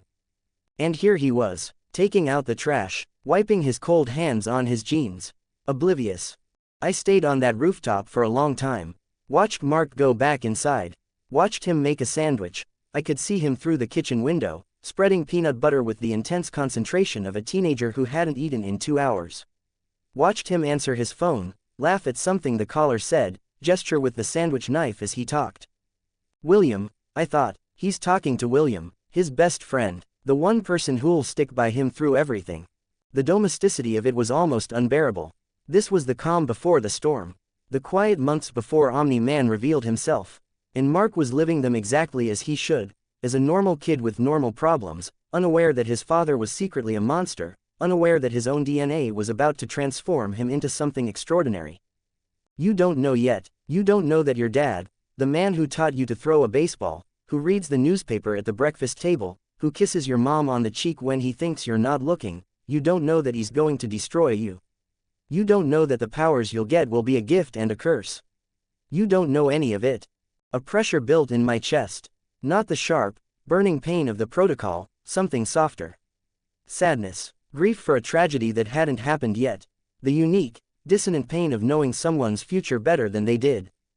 I could tell him, I could fly down there right now, knock on the door, sit him down, and tell him everything. Every secret, every lie, every betrayal that's coming. I could save him years of pain. The thought was a fantasy. Even if I wanted to, even if I was willing to risk Cecil's surveillance and Nolan's attention and the complete unraveling of the timeline, I couldn't. The protocol wouldn't let me. The pain from the dream had made that clear. Fixed events couldn't be interfered with. Not yet, not in Phase 1. But maybe I could watch. Maybe I could be there, in the margins, when the storm finally broke. I felt it then, a small pressure in my chest. Not pain, not the white-hot agony of the dream, but a warning. A reminder. Don't get too close. Don't interfere. You're not ready. The protocol. Even thinking about warning Mark was enough to trigger it. I pushed back from the edge of the roof. Took a breath. The pressure faded. Fine. I understand. Not yet. I flew away before the temptation could return. The next day, I found myself at the upstate university campus. It wasn't entirely random. The comics had mentioned that Mark was in the process of registering for classes before his powers manifested, a final, futile attempt at normal life before destiny swallowed him whole. I told myself I was just scouting, gathering information, understanding the terrain, the same justifications I used for everything I did these days. The campus was exactly what you'd expect. Brick buildings, bare trees, students hurrying between classes with coffee cups and backpacks. I sat on a bench near the student center, a newspaper in my hands, the kind of prop that made you invisible in public spaces. No one looked at a man reading a newspaper. Then I saw him. Mark was crossing the quad with another kid, William. I recognized him immediately from the comics. They were laughing. William was talking animatedly about something, his hands waving, and Mark was shaking his head, grinning. They looked like two ordinary college students without a care in the world. I buried my face deeper in the newspaper. My heart was doing that arrhythmic thing again. They sat down at a table outside the cafeteria, still talking. I couldn't hear the words from where I sat, but the tone was unmistakable. Friends. Real friends. The kind of easy, unguarded conversation that only happened between people who'd known each other forever. Then Mark looked up, his eyes scanned the quad, casually, without focus, and landed on me. I froze. He didn't freeze. He didn't recognize me as a threat or a stranger worth avoiding. He just noticed me. A guy sitting alone on a bench, reading a newspaper. And then, for reasons I still can't fully explain, he got up and walked toward me. Hey, his voice was friendly, open, the voice of someone who had never been attacked by a stranger and saw no reason to suspect one now. I lowered the newspaper. Hey, do you go here? I'm trying to figure out where the science building is, and I'm completely lost. I don't go here, I mean, I'm just visiting. Oh, cool, visiting a friend, something like that. He nodded, completely unbothered by my vagueness. I'm Mark Grayson. He extended his hand. I stared at it for a heartbeat too long. This is the hand that will punch through planets. This is the hand that will refuse to let go of his father even as his father tries to kill him. This is the hand of the boy who will save the world. I shook it. Jason. The name came out before I could think about it. A random name, a normal name, a name that belonged to no one and everyone. Nice to meet you, Jason. He grinned. Well, I hope you enjoy your visit. The campus is pretty nice, once you figure out where everything is. Not that I've figured it out yet. Thanks. He jogged back to William. I heard him say something about, nice guy, kind of quiet, and William laughed. Then they disappeared into the student center, still talking, still laughing, still utterly unaware. I stayed on the bench for a long time. The newspaper lay forgotten in my lap. I shook his hand. Mark Grayson's hand. The boy who will fight the entire Viltrumite Empire. The boy who will be broken and rebuilt and broken again. And he was worried about finding the science building. He was worried about a history exam on Tuesday. The dissonance was staggering. In the comics, Mark had always been a hero. From the first page, the first panel, he'd been invincible, baptized in power and purpose before the story even began. But this Mark wasn't invincible yet. This Mark was a kid. A kid who took out the trash and ate sandwiches and got lost on his own college campus. A kid I wanted to protect. I stood up, folding the newspaper under my arm. The protocol hummed quietly in my chest, not a warning, not yet, but a reminder. Observation only, no interference. Fine, I thought, I'll observe, for now, but when the day comes, when Nolan shows his true face, when the Guardians fall, when Mark is left alone with a father who wants him dead, I'll be there. Protocol or not, Phase 1 or Phase 2, I'll be there. That evening, I sat on the water tower platform, watching the sun sink into the industrial haze of the western suburbs. The burner phone was in my hand, but I wasn't looking at the DNA photos. I was thinking about Mark, about the college campus, about the easy way he'd introduced himself, as if meeting a stranger was the most natural thing in the world.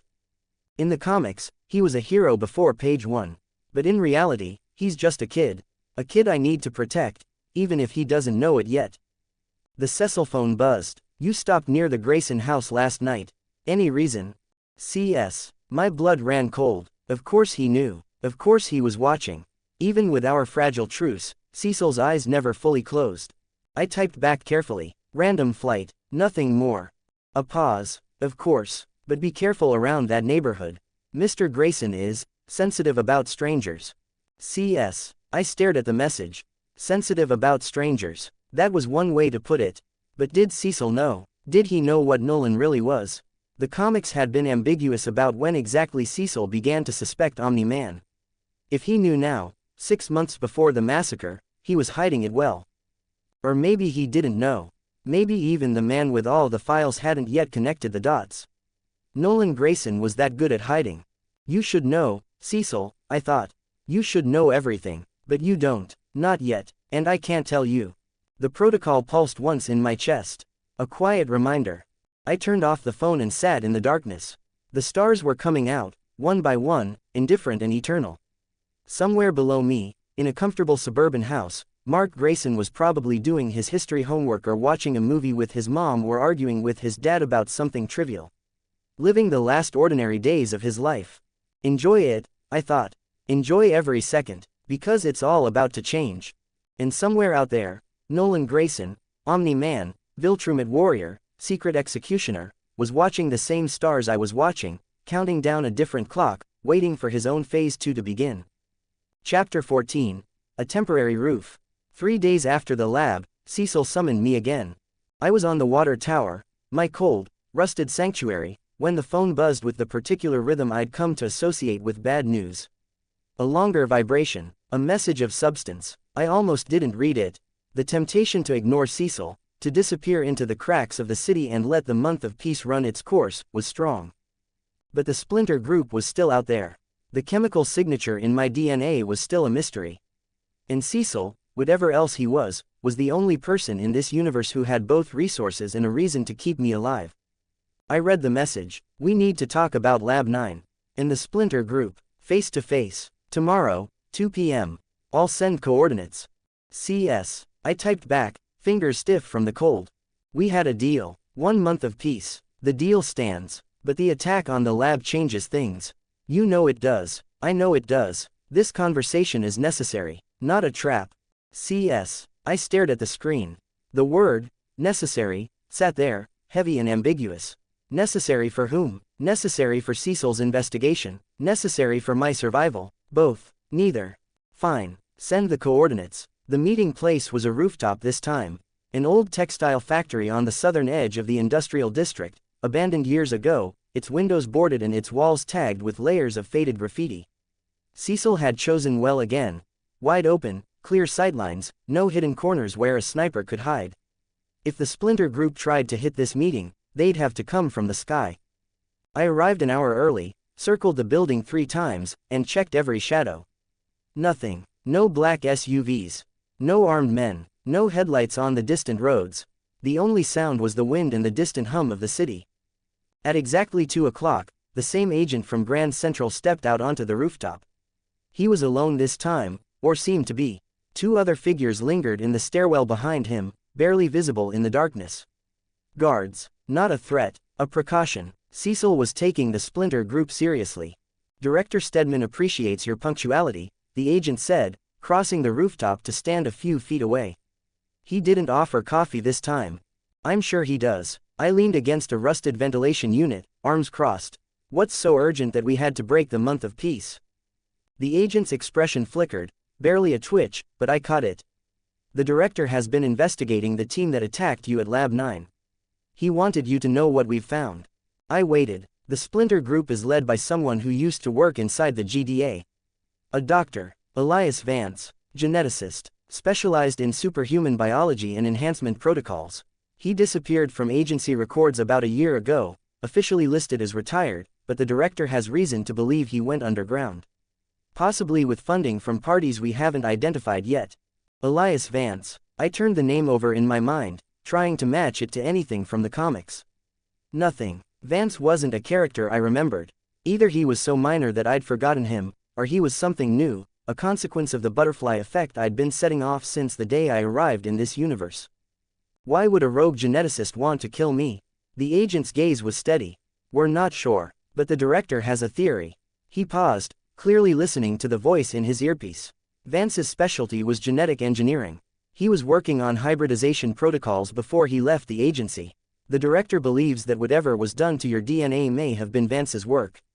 And if you were his project, his creation, then your independence is a liability. The words hit me harder than I expected. His creation, his project, the synthetic sequences in my blood, the motor inhibition protocol, the chemical signature I'd photographed in the lab, all of it could have come from this one man, Elias Vance. A rogue GDA scientist who'd disappeared a year ago and was now trying to clean up his loose ends. If I'm his project, I said slowly, why does he want me dead instead of recaptured? We don't know, but the director has another theory. The agent's voice dropped slightly. Vance's protocols were never fully tested. The lab that made you might have been destroyed. You might be the only successful result. If Vance is trying to erase the evidence of his work, you're the biggest piece of evidence. It made sense. A cold, clinical kind of sense. I was a failed experiment in Vance's eyes, or a dangerous one. Something he'd rather destroy than let roam free. What does the director want from me? He wants you to help find Vance. You have the most direct connection to his work. The protocols in your DNA. The signature. If we can trace those back to Vance, we can stop him before he tries again. The agent paused, and the director is willing to offer you something in return.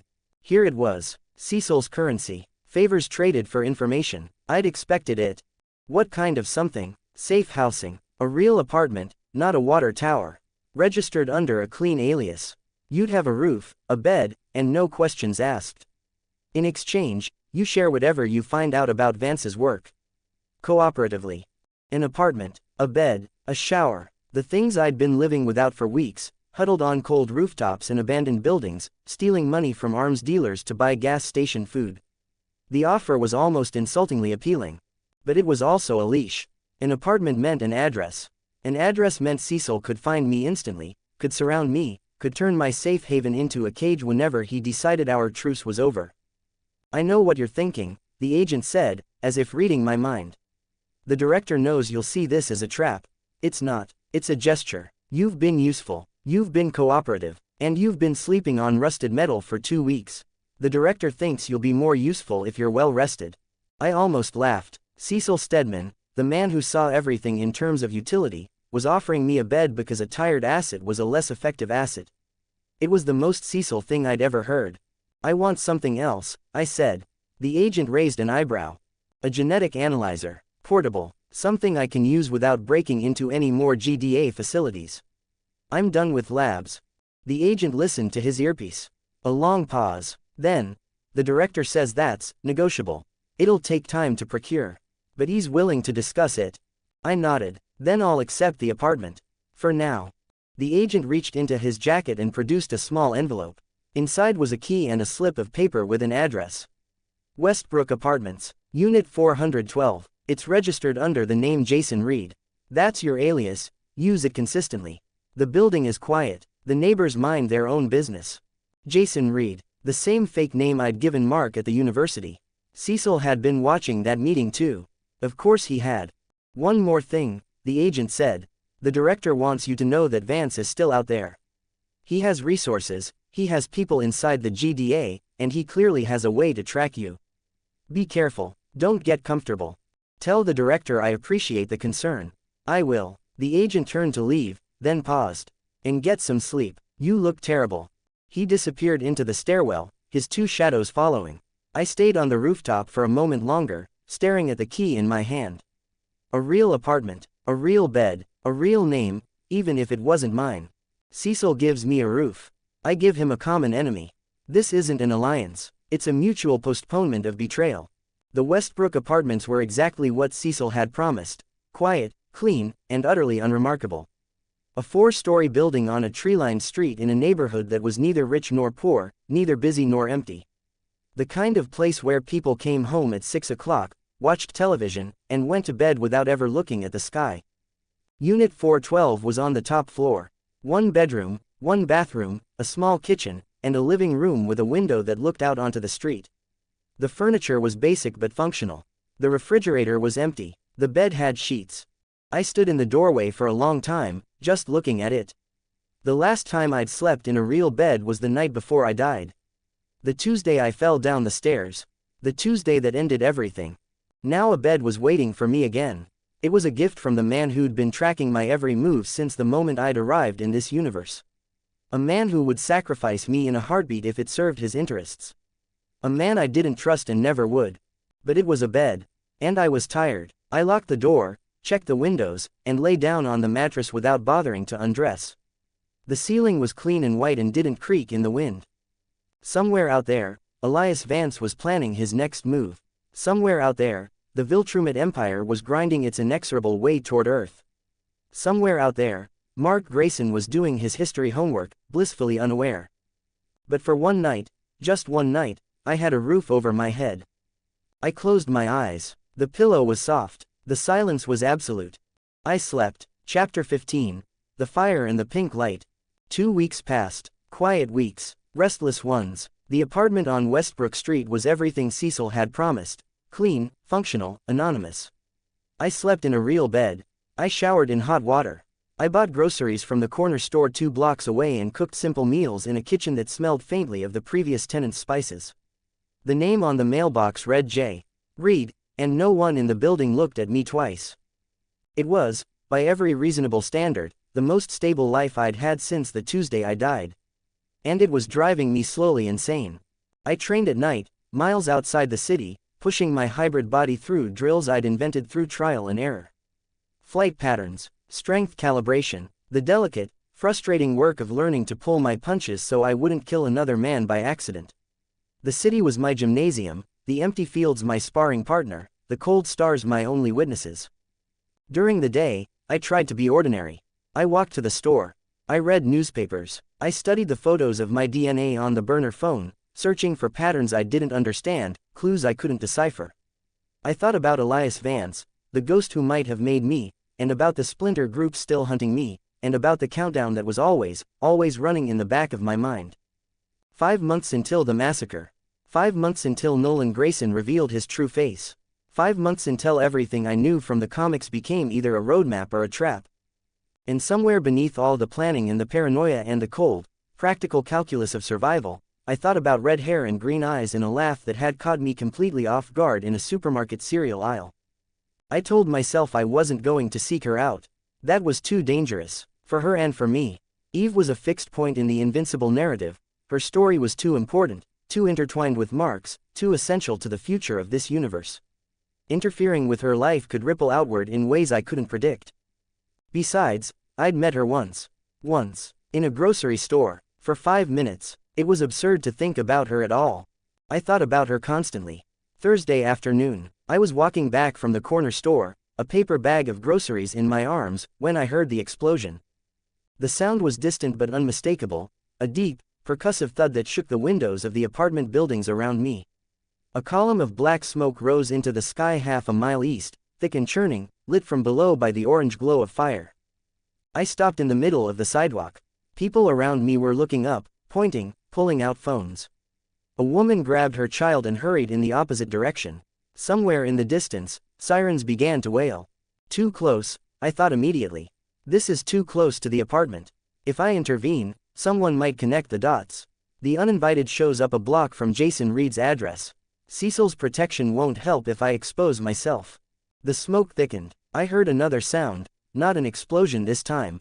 Screaming. My body moved before my brain approved the decision. The bag of groceries dropped to the sidewalk. I ducked into an alley, checked that no one was watching, and launched myself into the air. The fire was in a small warehouse district wedged between residential streets.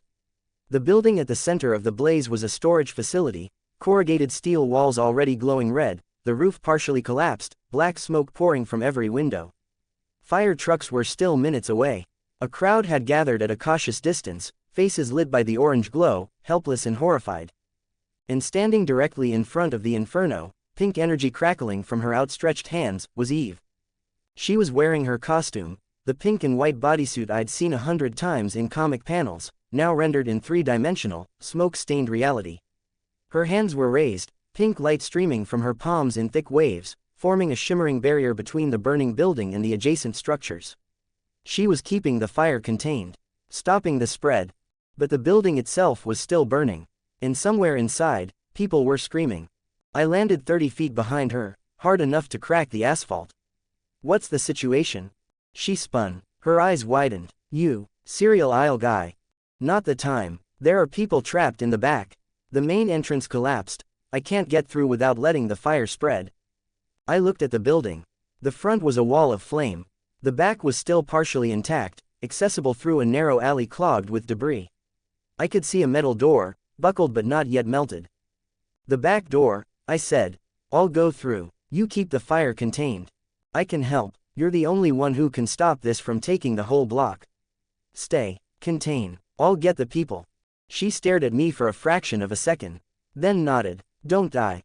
No promises. I launched myself toward the alley. The heat was staggering, the kind of heat that would have cooked a normal human in seconds. My hybrid skin registered it as discomfort, nothing more. I hit the buckled door with my shoulder and the metal tore like paper. Inside, the world was hell. Smoke so thick I could barely see. Flames licking along the ceiling in rivers of orange and blue. The roar of the fire was deafening, a physical pressure against my eardrums. I pulled my shirt up over my mouth, not because I needed to, but because some habits from my old life refused to die. "Anyone here?" My voice was swallowed by the flames. Shout if you can hear me. A weak cry to my left. I pushed through a collapsed shelving unit, shoving aside steel beams that weighed hundreds of pounds, and found 2 men huddled behind an overturned workbench. Their clothes were scorched. Their faces were gray with ash and terror. One of them had a leg pinned under a fallen heater. The ceiling's coming down, the other one gasped. We couldn't move him. Yes you can. I grabbed the heater with one hand and lifted. It came up like a cardboard box. Pull him out, now.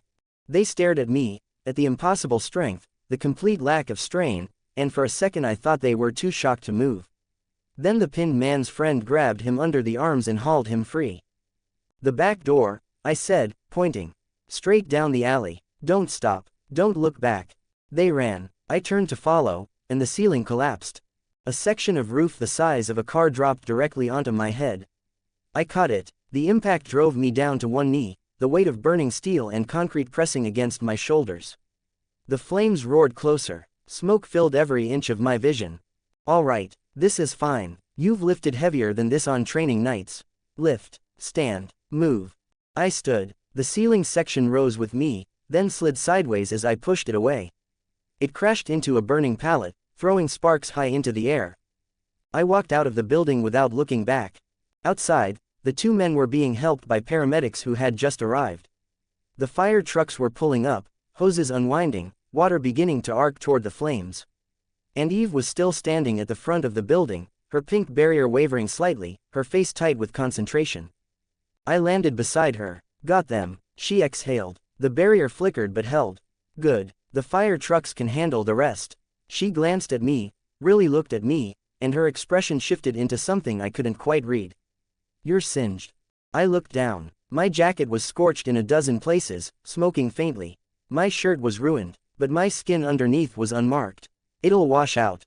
Right. She lowered her hands. The pink energy faded. The fire was still burning, but the trucks were on it now, and the containment was holding. We stood there for a moment, 2 strangers in the smoke, the chaos of the emergency response swirling around us.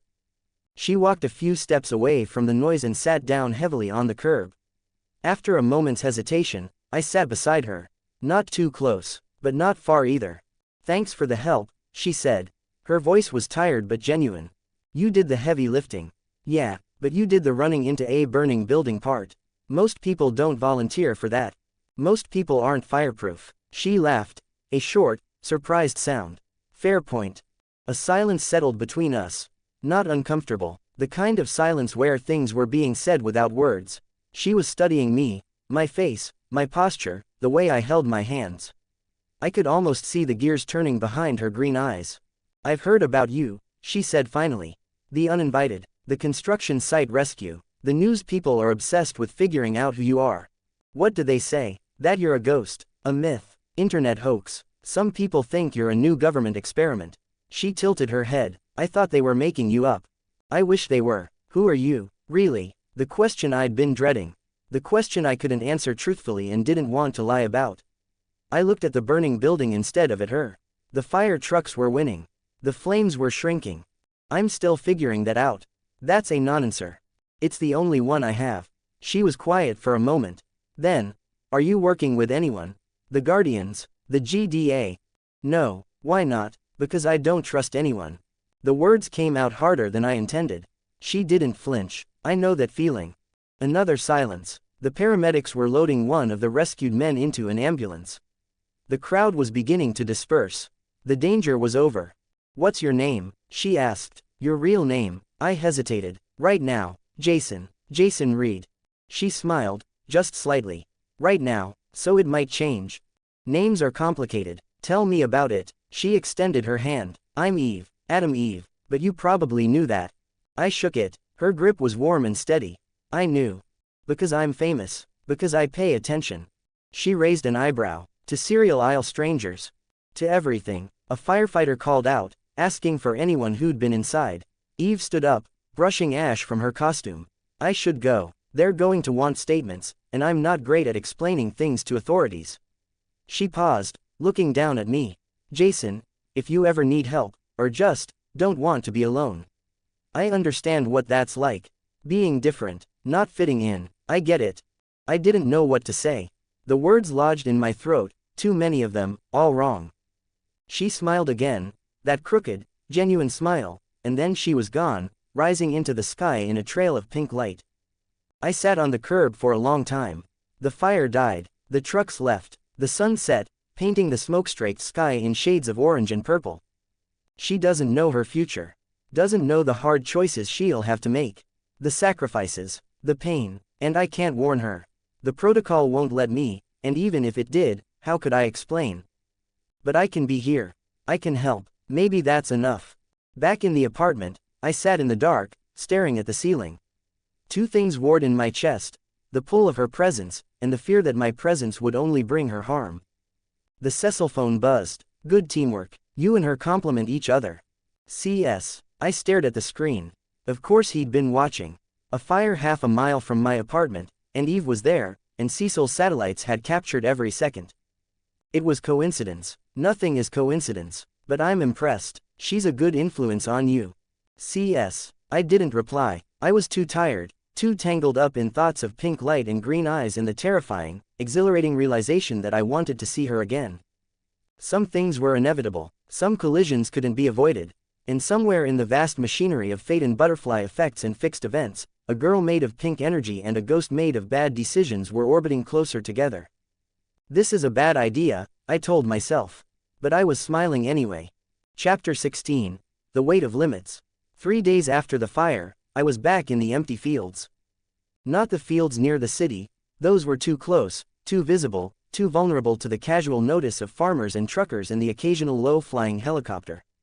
No, I'd gone farther this time, miles beyond the suburbs, past the exurbs, into the kind of rural nowhere that existed in every world, fallow fields, abandoned barns, gravel roads that led to places no one visited anymore.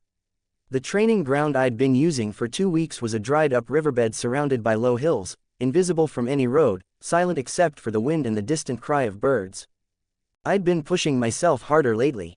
The fire had shown me something. I was strong, yes. Faster than I'd expected, stronger than I understood.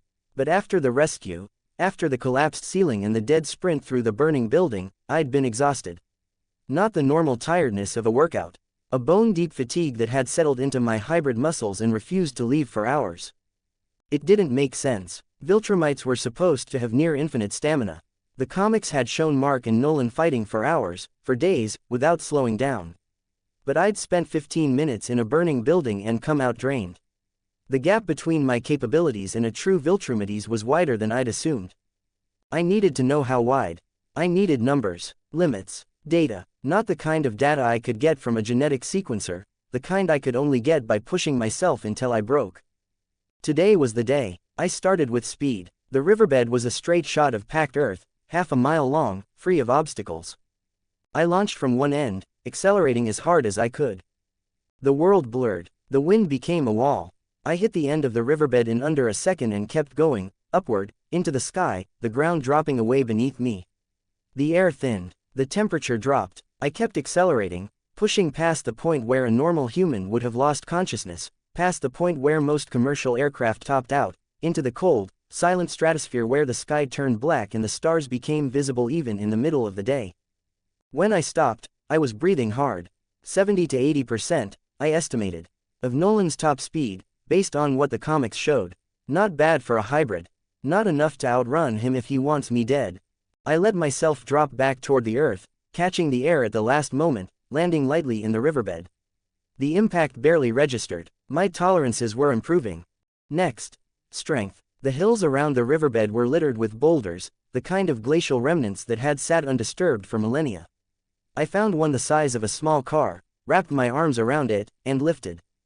It came up easily. Too easily. I tossed it aside and found a bigger one. Then a bigger one. Eventually, I was stacking boulders on top of each other, constructing a makeshift pyramid of stone just to feel the weight. By the time the pile was 12 feet high, I was sweating. My muscles burned. A deep, spreading ache radiated through my shoulders and down my spine. Strong, I acknowledged. Very strong. But there's a ceiling. A higher ceiling than any human could reach, but lower than what Nolan can do. Lower than what Mark will be able to do. The thought was sobering. Mark would surpass me eventually. That was in his nature. His Viltrumite side was purer, his potential higher. But right now, 6 months before his powers even manifested, I was the stronger one. Marginally. I just didn't know if marginally was enough. Finally. Durability. This was the hardest test. Hitting things was easy. Letting things hit you was an exercise in overriding every survival instinct my brain possessed. I found a flat section of riverbed, braced myself, and picked up a boulder the size of a basketball. Then I slammed it into my own chest. The rock shattered. I didn't, but the impact hurt, a sharp, percussive pain that radiated through my ribs and knocked the wind out of me. I did it again, and again, different angles, different sizes of rock. Each time, the rock broke. Each time, I remained standing. But the pain accumulated. Bruises formed beneath my skin, then faded almost immediately, my healing factor visible, tangible, finite. Your skin doesn't tear, your bones don't break, but you feel everything, and the healing takes energy. Every impact drains the tank a little more. That was the real discovery of the day. The tank, the reservoir of whatever hybrid vitality powered my body. It was deep, deeper than any human's, but it wasn't infinite. 45 minutes of intensive training had left me winded. An hour, and I was starting to stumble. An hour and a half, and I was sitting on a pile of shattered rocks, head bowed, chest heaving, every muscle screaming for rest. A true Viltrumite could do this all day. I couldn't, not yet. You're a hybrid, I reminded myself. Half of you is human. The human half has limits. Don't forget that. I was still catching my breath when I heard the voice from above. So this is your secret training spot. I looked up. Eve was descending slowly from the sky, pink energy trailing from her hands like the afterglow of a firework. She was wearing civilian clothes, jeans and a dark jacket, her red hair pulled back in a ponytail. No costume, no Adam Eve persona, just a girl dropping out of the sky as if it were the most natural thing in the world.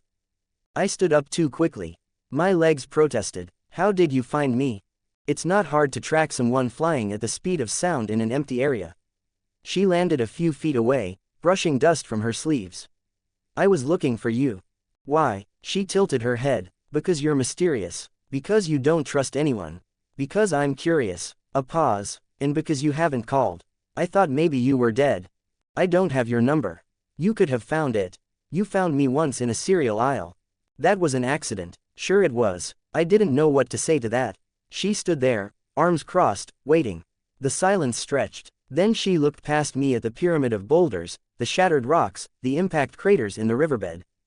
You've been training. Trying to. Alone. Always. She nodded slowly. Something flickered in her expression. Not pity, exactly. Recognition. I train alone too. Most of the time. It's hard to find people who can keep up. You're welcome to leave. I just got here. She walked past me, surveying the riverbed. What are you working on?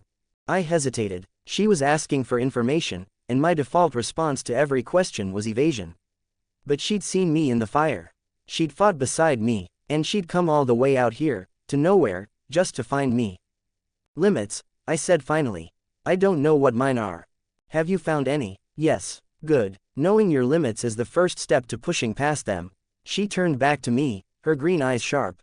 Show me what you can do. For the next hour, we trained together. It wasn't something I'd planned. It wasn't something I'd even imagined. But she stayed, and she watched, and when I ran my speed drills, she flew alongside me, not as fast, but smoother, her flight patterns effortless where mine were still slightly jagged. When I lifted boulders, she reshaped them with her power, turning the heavy stones into intricate shapes that tested my grip and balance in ways simple lifting never could. When I braced for impact drills, she created energy shields for me to punch, barriers that absorbed the force and rippled with pink light before dissolving. How strong are you? She asked, after I'd shattered my third shield. I don't know. Stronger than a human. Less strong than. I stopped myself before saying Omni-Man. Less strong than I want to be. What about your other abilities? Is it just strength and speed? Flight, durability, healing. I paused. The standard package. Standard for what? The question was sharper than the others. She was probing. I could feel it. I don't know yet. She didn't push. That surprised me. Instead, she raised her hands and reshaped a fallen boulder into a flock of metal birds, their wings glinting in the evening light. They spiraled around me in a glittering cloud, and I had to dodge and weave to keep from being struck. That's incredible, I said, surprising myself with the honesty of it. She smiled. Genuine, slightly proud. Atomic manipulation. I can rearrange matter at the subatomic level. Turn lead into gold, air into stone, anything except living organic material. The smile flickered. That's my limit, the one I can't push past. Why not? There's a mental block, something put there when I was made. She caught my expression. Long story, not for today. She didn't elaborate, and I didn't ask. The silence that settled between us was comfortable, filled only with the sound of the wind and the distant hum of her energy shields reforming. When you were made, I repeated quietly. You said, when I was made. Did I? Yes. She looked at me for a long moment. You're observant. I pay attention. I noticed. She lowered her hands. The metal birds dissolved into dust. I'm not entirely natural either. I was experimented on. Before I was born, someone tried to make me into something. It worked, mostly, but it left scars, some visible, some not. I felt my chest tighten. She was telling me something real, something vulnerable, and I was giving her nothing in return. I understand, I said. Do you? More than you'd think. She studied my face. Whatever she was looking for, she seemed to find it. Maybe you do. She turned and started walking toward the edge of the riverbed. Come on, I'm hungry. There's a diner on Route 9 that doesn't care about superheroes. The diner was exactly what she'd promised. Small, old, lit by fluorescent lights that buzzed faintly. The waitress called Eve, hun, and didn't blink at our ash-stained clothes. We took a booth by the window, ordered coffee and pie, and sat in silence for a while. Why don't you want to be an official hero? She asked eventually. Because official heroes end up dead or owned. That's cynical. It's accurate. She stirred her coffee. What about helping people? You did that at the fire. You did it at the construction site. You're good at it. I help when I know the help won't cost me everything. That's logical. She smiled, but it was sad. And lonely. Being different means being lonely sometimes. Yeah, she looked down at her coffee. I know. In that moment, I wanted to tell her everything. Who I was, where I'd come from, what I knew about her future, about Mark, about the war that was coming. I wanted to bridge the gap between us with the truth, to let her see the whole impossible picture. But I couldn't. The protocol hummed quietly in my chest, not a warning, not yet, but a reminder. Fixed events. Phase 1, not yet. And even if I could tell her, how would she react? Hello, I'm from another universe where you're all fictional characters. Your future is written in comic books I've read 3 times. Trust me. She'd think I was insane. Or worse, some kind of stalker who'd researched her obsessively. Either way, she'd leave. And I'd be alone again. If you ever want to train together, she said, pulling me out of my thoughts, we could do that. Sometimes. Why? Because you're not scared of me. And I'm not scared of you. And that's rare. She met my eyes. For both of us. I didn't know what to say. The words lodged in my throat. Maybe, I managed. Sometimes. She smiled, raised her coffee cup in a mock toast. To sometimes. I clinked my cup against hers. To sometimes. Back in the apartment, I lay on the bed and stared at the ceiling. My body was exhausted in a good way. The training had been productive. The numbers were clearer in my head. Speed, 70 to 80% of a pure Viltrumite's max. Strength, significant but bounded. Durability, high but finite. Stamina, the weakest link. I wasn't ready for Nolan. I wouldn't be ready for months. But I was getting closer.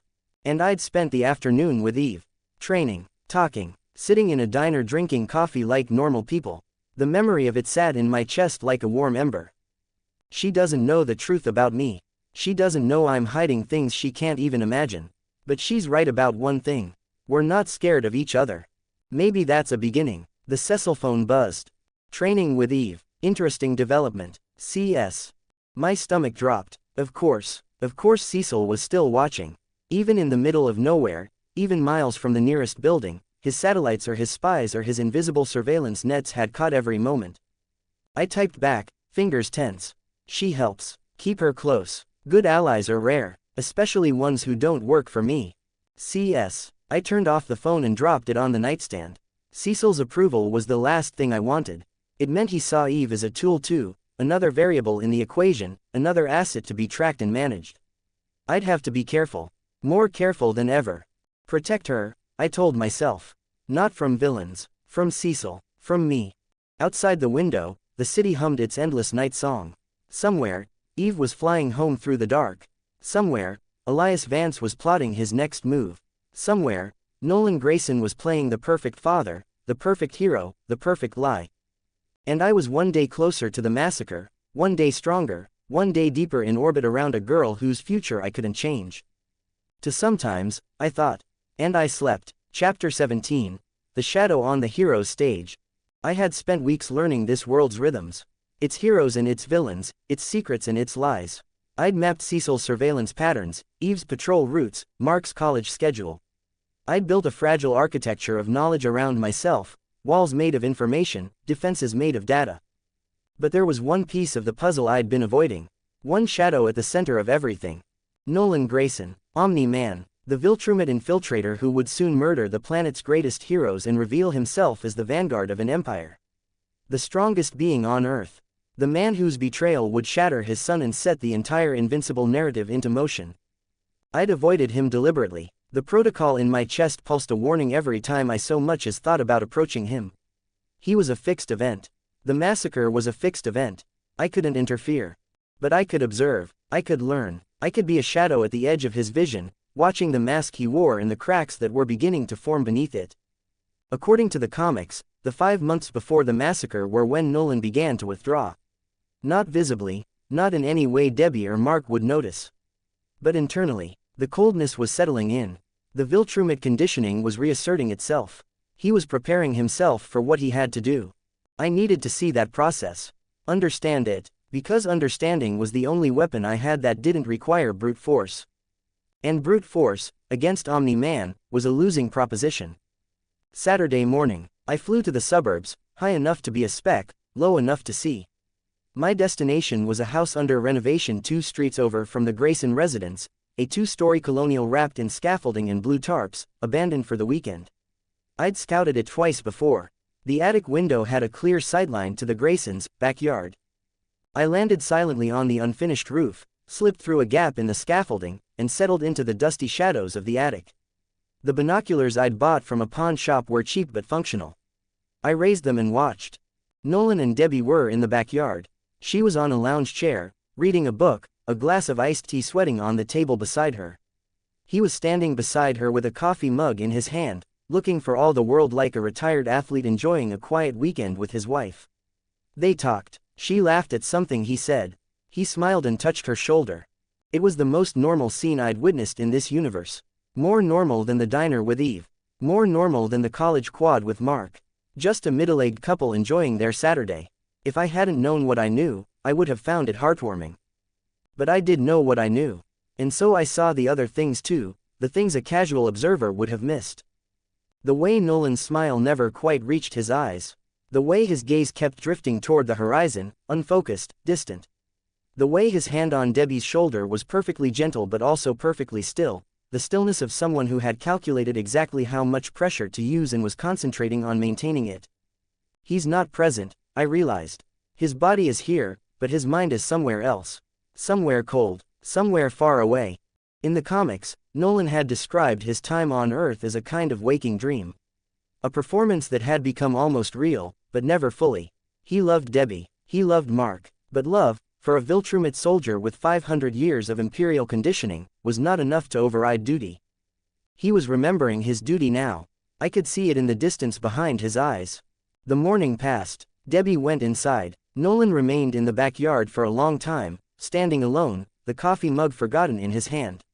He was staring at the sky. Not at the clouds or the sun or the distant trails of aircraft. At the stars. Even in daylight, he was looking at the stars. He's thinking about Viltrum, about the Empire, about the mission he's been delaying for 20 years. He stood there for an hour. Motionless. An avatar of something ancient and patient and utterly alien. That afternoon, Nolan left the house in costume. I almost missed it. He didn't fly dramatically or launch through the roof like he did in the comics during fights. He simply walked out the back door, rose into the air with a casualness that was almost dismissive, and flew east toward the city. No fanfare, no trail of displaced air. Just a man who happened to be able to ignore gravity and saw no reason to make a show of it. I followed, high up, small, a bird among birds. He landed at a memorial park in the city center, a wide green space with a stone monument dedicated to the guardians of the globe. A crowd had already gathered. Cameras, news vans, a stage with a microphone and a banner that read, Heroes for Humanity, Annual Unity Address. And there he was, Omni-Man, the planet's greatest champion, shaking hands and waving and smiling with the easy warmth of a man who loved nothing more than serving the people. I landed on a rooftop 3 blocks away, the binoculars pressed to my eyes. The distance was safer. Nolan was a threat I couldn't afford to underestimate, and the protocol in my chest gave a faint, warning pulse every time I got too close. The speech was a masterwork of calculated sincerity. Nolan spoke about hope, about unity, about the importance of ordinary people standing together against the extraordinary threats that faced their world. He saluted the Guardians. He praised the GDA. He said all the right words in all the right places, and the crowd ate it up like candy. People of Earth, he said, his voice rolling out across the park with perfect, resonant warmth. I have lived among you for 20 years. I have fought for you. I have bled for you. And I want you to know, there is no greater honor than serving this planet. This is my home. You are my people, and I will protect you until my last breath. The crowd cheered. People wiped tears from their eyes. A young woman near the front held up a sign that read, Omni-Man for President. I watched his eyes, only his eyes, and in the moment the crowd roared loudest, when every camera was on him and every person in the park was standing in ovation, I saw something flicker deep in his pupils. Something cold, something contemptuous, something that said, very clearly, you have no idea what I am. Then it was gone, replaced by the warm smile, the humble wave, the perfect mask. This man will murder the Guardians in 5 months, I thought, lowering the binoculars. And these people are applauding him. They're crying. They're holding up signs. They love him. The horror of it was almost too large to contain. After the speech, there was an incident. I don't know if it was staged or genuine. With Nolan, you could never be sure. A young girl, maybe 6 years old, fell into a decorative pond near the edge of the park. The water was barely 2 feet deep. She was in no real danger. But she screamed, and the crowd gasped, and before anyone else could react, Omni-Man was there. He scooped the girl out of the water with the gentleness of a parent lifting a sleeping child, set her down on dry ground, and knelt to make sure she was all right. The cameras went wild. The girl's mother wept with gratitude.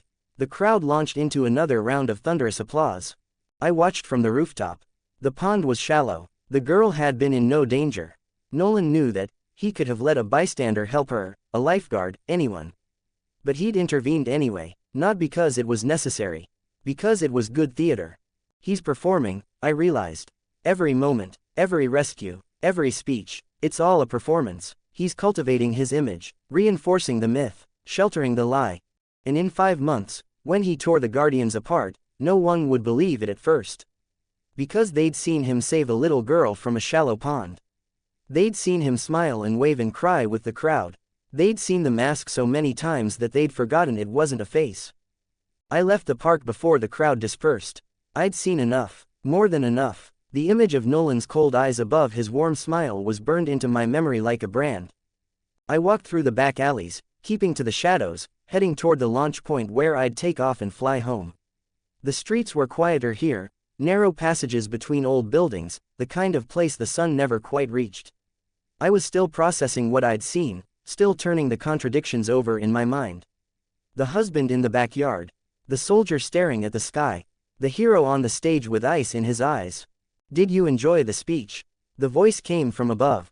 Low, resonant, familiar. I froze. Omni-Man dropped out of the sky and landed in the alley 10 feet in front of me. No impact, no dust, just the silent, terrifying grace of a being who moved through the world without friction. He crossed his arms over his chest. His head tilted slightly, and the smile on his face was the same smile he'd worn on stage, warm, pleasant, utterly unreadable. I noticed you watching. During the speech, you stayed back. I thought maybe you'd come forward to introduce yourself. But you didn't. Every instinct screamed at me to run. To fly. To put as much distance between myself and this man as physics would allow. But my legs were locked, not by the protocol, not this time, but by pure, primal fear. I don't like crowds, I said. My voice was steady. I had no idea how. Nolan nodded, as if this were perfectly reasonable. You're the uninvited. I've heard about you. Cecil seems interested. Cecil is interested in everyone.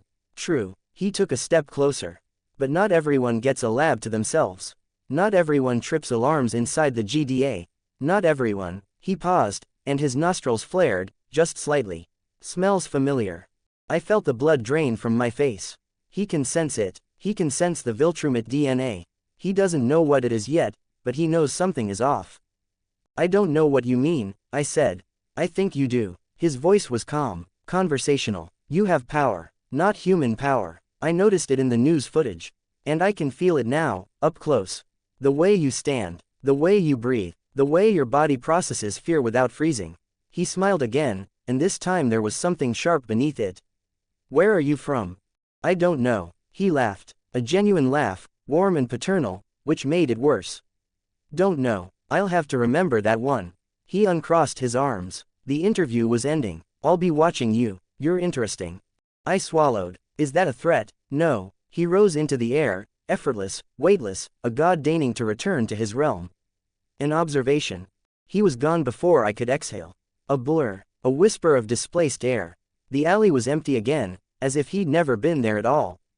I pressed my back against the cold brick wall. My knees gave out. I slid down until I was sitting on the dirty concrete, chest heaving, heart pounding so hard I could feel it in my teeth. He saw me. He knows something. Not everything, not yet, but something. He smelled the Viltrumite in my blood and now he's curious. And a curious Omni-Man is the most dangerous kind. Back in the apartment, I locked the door, checked the windows, and sat on the floor with my back to the wall. The position felt safer. Old habits from the streets. Old habits from a life where being seen meant being dead. He didn't attack. He didn't threaten. He was cordial, curious, like a scientist examining a new specimen. But he'll be watching now. Every move I make, he'll be cataloging it, comparing it, figuring out what I am. I pulled out the Cecil phone and typed a message. Nolan noticed me. He knows I'm strong. Doesn't know the details yet. The reply came quickly. Be careful. Grayson isn't used to competition. He doesn't like mysteries. CS. I stared at the message. Even Cecil was wary of Nolan. That should have been comforting. Cecil being wary of anyone besides me. It wasn't comforting. It was terrifying. I opened the window and stood on the small balcony. The city lights spread out below me. The stars spread out above. And somewhere in the darkness between them, the strongest man on earth was flying through the night, thinking about me. 5 months, I thought. 5 months until the mask comes off. 5 months until the performance ends. And when it does, I need to be ready. Not ready to fight him. I wasn't strong enough. Wouldn't be strong enough for years, if ever. But ready to survive him. Ready to protect the people who would be caught in the blast radius when he finally stopped pretending. Mark, Eve, Debbie, the world. I wanted to understand him, I realized, staring at the cold, indifferent stars. Instead, he's starting to understand me. This is the worst possible outcome. A shooting star streaked across the sky, brief, brilliant, and gone before I could wish on it. I closed the balcony door and went back inside. The apartment was small and quiet and temporary. But for now, it was home. Chapter 18. The question you can't answer. 3 days after Nolan cornered me in the alley, I was still rattled. Not visibly, to anyone watching, and someone was always watching, I was the same quiet, careful ghost I'd been for weeks. I moved between the apartment and the rooftops and the empty fields on the city's edge. I trained, I ate, I slept, I did all the things a person was supposed to do. But my mind was stuck in that alley. The weight of Nolan's presence. The cold curiosity in his eyes. The way he'd smelled something familiar in my blood and decided, with the calm authority of a predator, that I was worth watching. He'd find out eventually. The Viltrumite DNA in my cells, the hybrid half that wasn't human. A few more encounters, a closer look, and he'd know. And when he knew, the fragile quiet I'd built would evaporate. So I stayed indoors, limited my flights, kept my head down and my heart rate steady and my distance from anything that might attract attention. The apartment on Westbrook Street had become less of a home and more of a bunker. But bunkers had a way of becoming prisons. On the 4th day, I couldn't stand it anymore. The walls were closing in. The ceiling was too low. The silence was too loud. I needed to be somewhere that wasn't here, somewhere normal, somewhere human, somewhere that reminded me that the world still existed outside the shadow of Omni-Man and Cecil's surveillance and the countdown in my head. I went to the university. Upstate University in mid-afternoon was exactly what I'd hoped for. Students crossing the quad in loose knots of conversation. A frisbee arcing lazily through the air above the lawn. Someone playing guitar under a tree, badly, the chords drifting on the breeze like wounded birds. Normal, ordinary, a world that had no idea what was coming. I found a bench near a small artificial lake at the edge of campus. The water was flat and green and stirred only by the occasional duck. I sat and watched the light ripple across the surface and tried, for a few minutes, to think about nothing at all. It didn't work. It never worked. Nolan's voice echoed in my head. I'll be watching you, you're interesting. Eve's voice followed it, softer but no less persistent. You're not scared of me, and I'm not scared of you. And beneath both, the cold hum of the protocol, the synthetic sequences in my DNA, the chemical signature of Elias Vance. A different kind of surveillance. A different kind of cage. Jason, right. I looked up. Mark Grayson was standing in front of my bench, a backpack slung over one shoulder, his face lit with the open, unguarded friendliness I'd seen at our first meeting. He was wearing a university hoodie and jeans that were slightly too short for him. He looked tired, shadows under his eyes, shoulders slightly slumped, but his smile was genuine. Mark, it is you. I thought I recognized you. He gestured at the bench. Mind if I sit? Before I could answer, he sat down. Just like that, as if sitting next to a mysterious stranger on a park bench was the most natural thing in the world. The kid had no survival instincts whatsoever. I found the science building, by the way, he said. Took me 3 tries, but I got there. The campus is a maze. That's what you said last time. Yeah, well, it's still true. He leaned back, stretching his legs out in front of him. You're not here for the campus tour again, are you? No, just needed some air. Same. He rubbed his eyes. I've been in the library all morning, trying to study for a history exam. It's not going great. The Tuesday one, he blinked. Yeah, how do you know? Because you told me last time, I thought. Because I remember every word of our conversation. Because I remember everything about you, Mark. Your future, your pain, your victories, all of it. Lucky guess, I said. He accepted that with a shrug.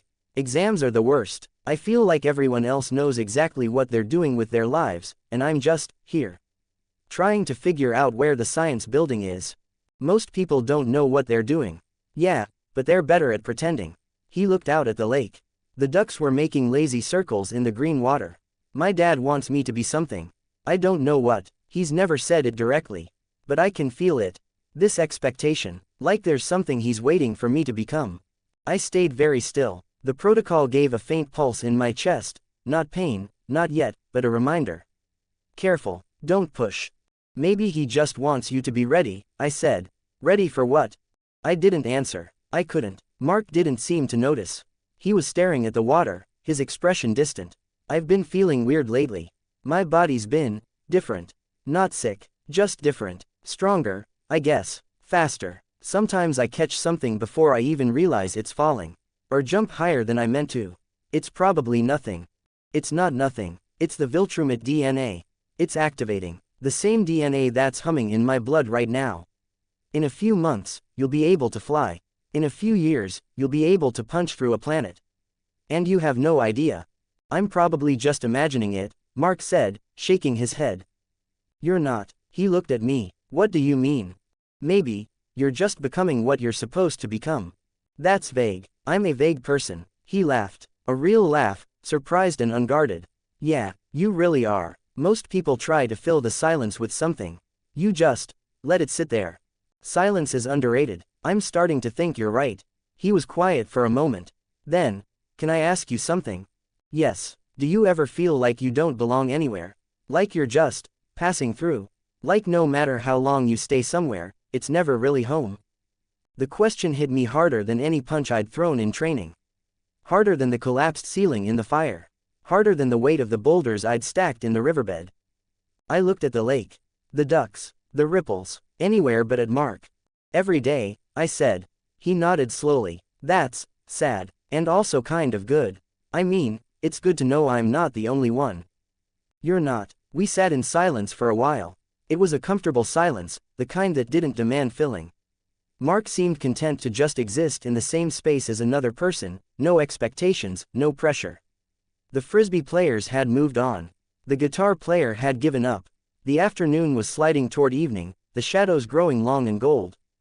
I don't have a lot of friends, Mark said eventually. William, Mostly, he's great, but sometimes I think he doesn't really get me. Not the deep stuff. He looked at me. You're quiet, but I like that. You don't pretend. I don't know how to pretend. That's what I mean. He stood up, adjusting his backpack. I should get to class. But maybe we could do this again sometime.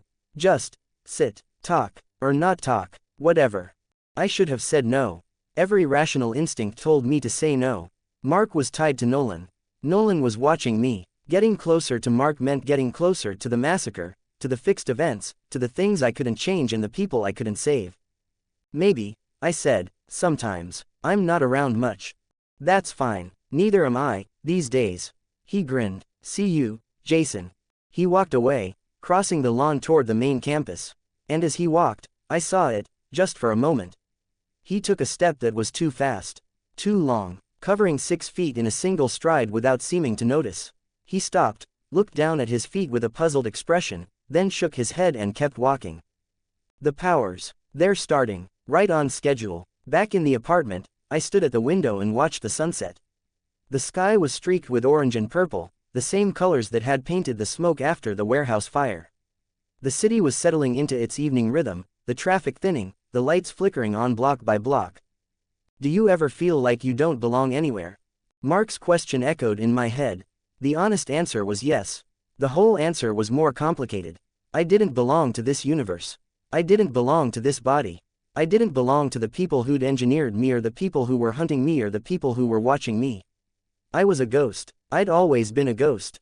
But a ghost with a bed and an apartment and a girl who'd offered to train with him sometimes. A ghost with a kid who wanted to sit on a bench and not talk. A ghost who was slowly, reluctantly, becoming tethered to the world he'd landed in. This is the boy who will save the earth. And he's asking me, the man who doesn't belong to this existence, if I know what it's like to feel out of place. That's tragic, and beautiful, somehow. The Cecil phone buzzed. Mark Grayson's vitals are beginning to shift. You've been seen with him twice now. Any particular reason? CS. I typed back. He's a good kid, just talking. Your network of good kids is expanding. First Eve, now Mark. Should I be concerned? CS. No, I'm just paying attention. A long pause. Your attention is a resource. Use it carefully. The Grayson boy is more important than he knows. CS. I stared at the message. Cecil knew more than he was saying. He always did. The question was whether he knew about Nolan, or just suspected. Either way, Mark was on his radar. And anything on Cecil's radar was both safer and more endangered than anything that wasn't. I closed the curtains and lay down on the bed. The ceiling was clean and white and silent. Every day, I'd told him. Every day, I feel like I don't belong. But maybe that was changing. Slowly, reluctantly, against every instinct I had. Maybe belonging isn't something you find. Maybe it's something you build. One bench at a time. One conversation. One person who doesn't pretend. Mark was becoming what he was supposed to become. I was becoming something too. I just didn't know what yet. Outside, the city hummed its endless night song. Somewhere, a girl made of pink light was patrolling the sky. Somewhere, a boy with Viltrumite blood was doing his history homework, unaware that his body was about to transform. Somewhere, a monster in a hero's costume was watching the stars and counting the days. And somewhere in the middle of it all, a ghost sat in the dark and tried to remember what it felt like to belong. Chapter 19. The Trail of Breadcrumbs. A week passed. 7 days of silence. 7 days of training in the dead hours before dawn, of circling the city's edges, of returning to the apartment on Westbrook Street and locking the door behind me like a man closing a vault. No contact from Nolan. No more sightings of the Splinter Group. No messages from Cecil except the usual quiet check-ins, the 2-word prompts that were less conversation and more confirmation that I was still alive and still trackable. The quiet should have been reassuring. Instead, it felt like the stillness before a storm. I needed something normal, something human, a reminder that the world was more than surveillance satellites and genetic protocols and the cold pressure of Nolan Grayson's curiosity. So on a gray Tuesday morning, I went back to the diner. The same diner from my first week in this universe. The one where the coffee was burnt and the waitress called everyone, hun, and the eggs came out fast and greasy and tasted like something approaching comfort. Dottie's diner. I didn't know her last name. I'd never asked, but her face had stayed with me, mid-50s, tired eyes, a name tag that read Dottie in faded letters. She'd told me to stay warm. She'd smiled like it cost her nothing. The diner looked the same from the outside. The same neon sign buzzing faintly. The same cracked vinyl stools at the counter. But when I pushed through the door, the air was wrong. Too quiet. The few customers at the tables were hunched over their plates in silence. The cook in the back was moving with the stiff, mechanical energy of someone trying not to think. And Dottie wasn't there. I took a seat at the counter. The cook glanced at me, recognized me, maybe, from my previous visits, and his expression flickered. Something between guilt and fear. "What can I get you?" he said. Not a question, a formality. "Where's Dottie?" He flinched. "Just barely. She didn't come in today." "Why?" He wiped the counter with a rag that had seen better days. "I don't know. She called in. Said something happened last night. Some men came to her house." She sounded scared. The words hit me like a physical blow. I felt my hands go still on the counter.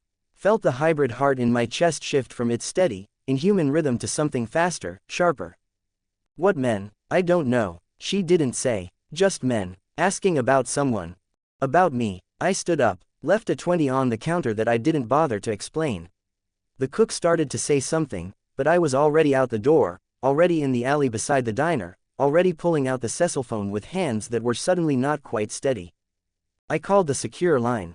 The one Cecil had given me after the meeting at Grand Central. It rang twice before a voice picked up, not Cecil, but the agent I'd met on the rooftop. "This is Reed. Jason. What's the emergency?" "Dottie. The waitress from the diner on Mercer Street. Did your people go to her house last night?" A pause. Too long. "Let me check." I waited. The alley was cold. The sky was the color of old concrete. Somewhere in the distance, a car horn blared and faded. The agent came back. "We didn't send anyone. Director Stedman wants to know why you're asking." "Because someone visited her. 2 men. Last night. They were asking about someone she knows, and the only person she knows who's worth asking about is me." Another pause. Then Cecil's voice, directly. "My people didn't do this." "Then who did?" The silence was heavy. When Cecil spoke again, his voice was clipped, the way it got when he was calculating something unpleasant. "Vance's group. It has to be. They're tracing your contacts. Anyone you've interacted with. Anyone who might know where you sleep, where you eat, what you do. They're building a map. Dottie doesn't know anything. She just served me breakfast. They don't know that, and they don't care." A rustle of papers in the background. "I'm sending you her address. Get there now. Make sure she's all right. I'll have a team on standby if you need backup." I was already in the air before he finished speaking. Dottie's house was in a working-class neighborhood on the south side of the city. Small, single-story, painted a faded yellow that had probably been cheerful once. The front yard was neat. The mailbox was shaped like a fish. The details hit me in a way I didn't expect. The careful ordinariness of a woman who had built a quiet life and asked nothing from the world except to be left alone. I landed in the backyard, out of sight of the street, and knocked on the back door. No answer. I knocked again, harder. "Mrs. Hanson." Her last name had been on the mailbox. I'm a friend. From the diner. The one who tipped too much." A long silence. Then footsteps. The door opened a crack, and Dottie's face peered out, older than I remembered, the lines around her eyes deeper, the tiredness heavier. Her eyes were red. "You," she said. "You're the one." "The one what?" "The one they were asking about." She opened the door wider. Her hands were trembling. 2 men came last night. Big, quiet. They asked if I knew a man who ate at the diner. Young, dark hair, kept to himself. I told them I didn't know anything. They didn't believe me. "Did they hurt you?" "No. They just stood there. Asked the same questions over and over. Then they left. But before they left, one of them put this on my table." She handed me a piece of paper. Folded once. The handwriting was precise and mechanical. Not a human hand, probably printed from a phone or a miniature printer. "Tell your friend we're waiting." I crumpled the paper in my fist. The fury that surged through me was cold and absolute, not the hot, impulsive rage that had killed a man in a dark alley, but something deeper. Something that knew how to wait. "They're not going to come back," I said. "I'm going to make sure of it." She looked at me with eyes that had seen too much and asked for too little. "Who are you, really?" "No one you need to worry about." I'm sorry they came here. I'm sorry I brought this to your door." I left before she could respond. Before she could ask more questions I couldn't answer. The paper was still in my fist, and my fist was shaking. I called Cecil from the rooftop of a shuttered gas station 3 blocks away. "She's all right, shaken, but unhurt." "Good." His voice was flat, but I'd learned to read the subtleties in Cecil's flatness. He was angry too. Not for Dottie. Cecil didn't get angry about civilians, but about the breach. The violation of his operational territory. "They left her a message. Tell your friend we're waiting. All want to see that. You'll get it." I paused. "You said this was Vance's group. How did they find her?" "That's what concerns me. The only way they'd know about a waitress at a diner you visited twice is if they have access to surveillance data. The same kind of data I have. The Splinter Group's resources are better than I estimated." I stared at the gray horizon. The city was spread out below me, vast and indifferent. Somewhere out there, Elias Vance was hunting me. And he wasn't just using guns, he was using people. Connections. The fragile web of humanity I'd started to build. Dottie doesn't know anything. She's not useful to them. They went after her to send a message. "Yes," Cecil said, "they did. Then I want to send one back. Help me find Vance. Not in a month. Not after more people get hurt. Now." The pause was long. I could almost hear the calculations running behind Cecil's silence. "I'm working on it," he said finally. "Vance has gone deeper underground since the lab incident. But he made a mistake this time." He showed his hand. "That gives me something to trace." "What about Dottie?" "She's exposed now. I'll put a protective detail on her. Discreet. She won't know they're there. But if Vance's people come back, they'll regret it." I almost thanked him. The word lodged in my throat and wouldn't come out. Cecil wasn't protecting Dottie out of kindness, he was protecting his investment. I was the asset. Dottie was just a loose end that could compromise the asset. But right now, I didn't care about the motivation. I cared about the result. "I'll send you the message they left. See if there's anything in it you can trace." "Do that." A pause. "And Jason, be careful. If Vance is targeting people you've barely spoken to, imagine what he'd do to someone you actually care about." The call ended. The words hung in the air, heavy and cold. Someone you actually care about. Eve, Mark, the two names I couldn't stop thinking about. The two people who'd somehow, against every intention and every instinct, become more than strangers. If Vance's people got to them, if they threatened Eve, if they tried to use Mark, I didn't know what I'd do. And that uncertainty was the most frightening thing of all. Back in the apartment, I sat on the floor with my back to the wall. The crumpled note was on the coffee table, its mechanical letters staring up at the ceiling. "Tell your friend we're waiting." Vance wanted me to be afraid. He wanted me to pull back, retreat into the shadows, sever every connection I'd made. That was the strategy: isolate the target, cut off its support, make it desperate and predictable. It was almost working. I thought about Dottie's red eyes and trembling hands. I thought about Eve's smile on the curb after the fire. I thought about Mark's question, "Do you ever feel like you don't belong anywhere?" I'd wanted to be a ghost. Ghosts didn't have connections. Ghosts didn't leave trails. Ghosts didn't put innocent people in danger just by existing near them. But I wasn't a ghost anymore. I'd made a friend. I'd made two. And no matter how carefully I tried to protect them, the connection existed. Vance knew it. Cecil knew it. Hell, Nolan probably knew it too. "Cut them off," a cold voice whispered in my head. "Walk away. Disappear. It's safer for everyone." But it was already too late for that. The trail was already laid. And if I walked away now, I'd be abandoning them to a predator who knew their faces and their names. No, the only way out was forward. Find Vance. Stop him. End this before he touched anyone else. I picked up the Cecil phone and typed a single message. "Find him, whatever it takes." The reply came instantly. "Already working on it. CS." I pocketed the phone and stared at the note on the coffee table. Vance's words. Vance's threat. Vance's mistake. He'd shown his hand. He'd revealed his strategy. And he'd given me something I hadn't had before: absolute clarity about who the enemy was. Not Cecil. Not Nolan. Not the Viltrumite Empire. Elias Vance. The man who might have made me. The man who was trying to erase me. The man who had just threatened the first person in this universe who'd ever called me Hun, and meant it. I wanted to be a ghost, I thought, staring at the gray city through the window. But ghosts don't leave trails. And I've left one. Now my enemies know how to follow it.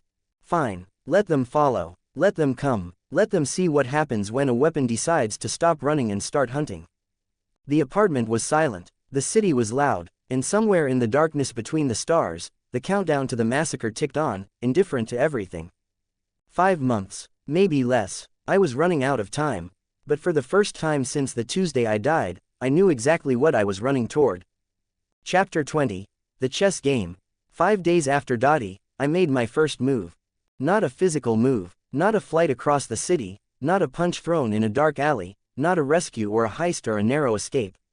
Those were reactions, instincts, impulses, the desperate flailing of a man trying to survive. This was different. This was strategy. The idea came to me in the middle of the night, the way all dangerous ideas do. I was lying on the bed in the Westbrook apartment, staring at the ceiling, running through the same exhausting mental loop I'd been trapped in for weeks. Cecil was watching me, Vance was hunting me, Nolan was curious about me, and every person I'd so much as smiled at was now a potential target. I needed leverage, I needed breathing room, I needed something Cecil didn't have, a move he couldn't predict. And then I remembered the comics. Most of what I knew about the Invincible universe was useless for day-to-day survival. Knowing the outcome of the Viltrumite war didn't help me pay for groceries. Knowing Mark's future love life didn't protect me from the Splinter group. But there were details in those pages, small, throwaway details that a reader might skim past without a second thought, that were different. Details that could be used. In issue 30-something, a minor side plot had involved a GDA funding scandal. Nothing major, a few panels, a few lines of dialogue. But the scandal had centered on something called the Blackstone Fund. A slush account, off the books, money that Cecil's agency used for operations too sensitive for official oversight. The comics had never specified exactly what Blackstone funded, but the implication was clear: it was one of Cecil's secret cogs, buried deep in the machinery of global defense. And Elias Vance, a rogue GDA geneticist, would know about it. The plan formed slowly, piece by piece, as the gray pre-dawn light crept through the window. I needed to misdirect Cecil. I needed to send him chasing something that wasn't there. And I needed to do it in a way that pointed toward Vance without actually giving Cecil anything real. A false trail, a ghost operation, a message from a dead man. The internet cafe was in a part of town that asked no questions and kept no records. I paid in cash. I sat at a terminal in the back corner, the screen angled away from the single security camera, and I wrote. The message was simple and precise, the way I imagined Vance's communications would be. 3 sentences, no greeting, no signature. Phase 2 proceeding, Blackstone accessible within 72 hours. Awaiting extraction coordinates. I read it over 3 times. It was cold, clinical, exactly the kind of thing a rogue scientist running a covert operation would send to an off-grid contact. But the important word was Blackstone. That was the hook, that was the thing Cecil couldn't ignore. I created a new email account, anonymous, encrypted, the kind of service that existed in this universe for exactly this kind of purpose. Then I sent the message to a GDA public contact address. Not one of Cecil's secret lines, I didn't have access to those. But a general intelligence tip line, the kind of thing the agency maintained for informants and whistleblowers. Cecil's people monitored everything that went into those accounts. The message would be flagged within hours. I added one more detail before I hit send. A single line buried in the email's metadata, a reference to Project Dunes. That was the key. Project Dunes was a real operation, one of Vance's old projects, mentioned in the GDA files Cecil had shared with me. It was the kind of detail only someone with insider knowledge would know. The kind of detail that would make Cecil's analysts sit up and pay attention. I sent the email, paid for my time, and walked out of the cafe into the gray morning light. The trap was set, now I had to wait. 2 days passed, 2 days of silence, 2 days of training in the empty fields, of lying awake in the apartment, of wondering if I'd miscalculated. Maybe Cecil's analysts had flagged the email as a hoax and dismissed it. Maybe I'd used the wrong details, the wrong tone, the wrong degree of misdirection. Then the Cecil phone buzzed. We have a lead, possible connection to Vance. Blackstone Fund, old slush account. Someone's trying to access it. We're mobilizing. Stay ready. If this is real, we may need you. CS. I read the message 3 times. Then I set the phone down on the coffee table and allowed myself a small, private smile. He'd taken it, the most paranoid man on the planet, the man who questioned every piece of data that crossed his desk, had swallowed my ghost operation whole. 1 week, I thought. I just bought 1 week while Cecil scrambles to protect a slush fund that was never actually threatened. It wasn't a permanent solution. Cecil would figure it out eventually, he always did. But for now, his attention was elsewhere. His satellites were being redirected. His agents were being reassigned. And I had breathing room. For the first time since the Tuesday I died, I was the one moving pieces on the board. Over the next several days, I watched from the shadows as the GDA's machinery shifted around me. It was subtle. Cecil's operations were always subtle, but I'd learned to read the signs. Fewer drones in the industrial district. Less static on the secure line. A slight reduction in the prickling at the back of the neck sensation I'd come to associate with satellite surveillance.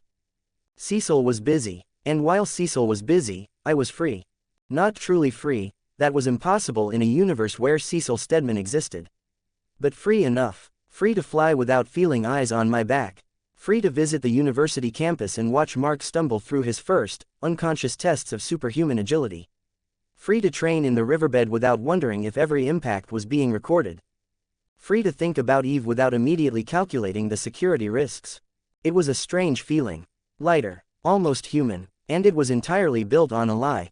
Enjoy it while it lasts, I told myself. Cecil will figure it out. He'll be furious, or impressed, or both, but he'll pay for this eventually. I decided to enjoy it anyway. A week after the false email, the Cecil phone buzzed again. Blackstone was clean, no sign of Vance. CS. I stared at the message. Keep it short, keep it casual, don't over-explain. Cecil smelled over-explanation the way sharks smelled blood. Maybe he changed his plan. A pause. Then, maybe, or maybe someone fed us bad intel. The metadata was solid. Project Dune's reference. Very convincing. Almost like it was designed specifically to get our attention. CS. My blood cooled slightly. He was probing, testing. The same way he'd tested me in the first weeks, when every message had been a tiny hook fishing for a reaction. Why would someone do that? To see if they could. To seize the initiative. To remind me that I'm not the only one who can move pieces around. CS. I held the phone in my hand and waited. This was the moment. If Cecil was going to accuse me, it would be now. The next message would be a threat, or a demand for confession, or an ultimatum wrapped in velvet. The phone buzzed. You're learning. Good. CS. I exhaled. Slowly, carefully. He didn't know for sure. He suspected. Cecil suspected everyone, but he wasn't certain. And more than that, he approved. On some strange, twisted level, Cecil Stedman was pleased that his mystery asset had started fighting back. That's what Cecil does, I realized. He moves people like chess pieces. And he respects anyone who can do the same. The thought was uncomfortable. I didn't want Cecil's respect. I wanted his absence. But in a world where Cecil Stedman existed and would never stop existing, respect was better than hostility. I typed my final response. I learn fast. I know. That's what worries me. CS. That night, I stood on the balcony of the apartment and looked out over the city. The lights were the same as always, millions of them, spread across the darkness like scattered coins. The hum of traffic was the same. The cold wind was the same. But something had shifted inside me. A week. I'd bought a week of peace, not through strength, not through hiding, but through strategy. Through using the one advantage that no one else in this universe possessed. Through taking a piece of information from a comic book and turning it into a weapon. First real victory, I thought, watching the distant headlights trace their endless paths through the streets below. Not a lucky escape, not a narrow survival, a win, a decision I made that changed the board. It wouldn't last, nothing with Cecil lasted. But for 1 week, I'd been the one pulling strings instead of being pulled by them. Is this what Cecil feels like all the time? Moving people like pieces, seeing the board instead of being on it. The thought was seductive, and dangerous. I pushed it aside. The countdown was still running. 4.5 months until the massacre. Vance was still out there. Nolan was still watching, and every day, the Viltrumite Empire drew closer, an avalanche in slow motion that no amount of clever misdirection could stop. But tonight, I'd won. Tonight, I'd proven to myself, and to Cecil, whether he knew it or not, that I wasn't just a piece. I was a player. One day at a time, I told myself, stepping back inside and closing the balcony door. One move at a time. I set the Cecil phone on the nightstand. Lay down on the bed, the real bed, with real sheets, in the apartment Cecil had given me.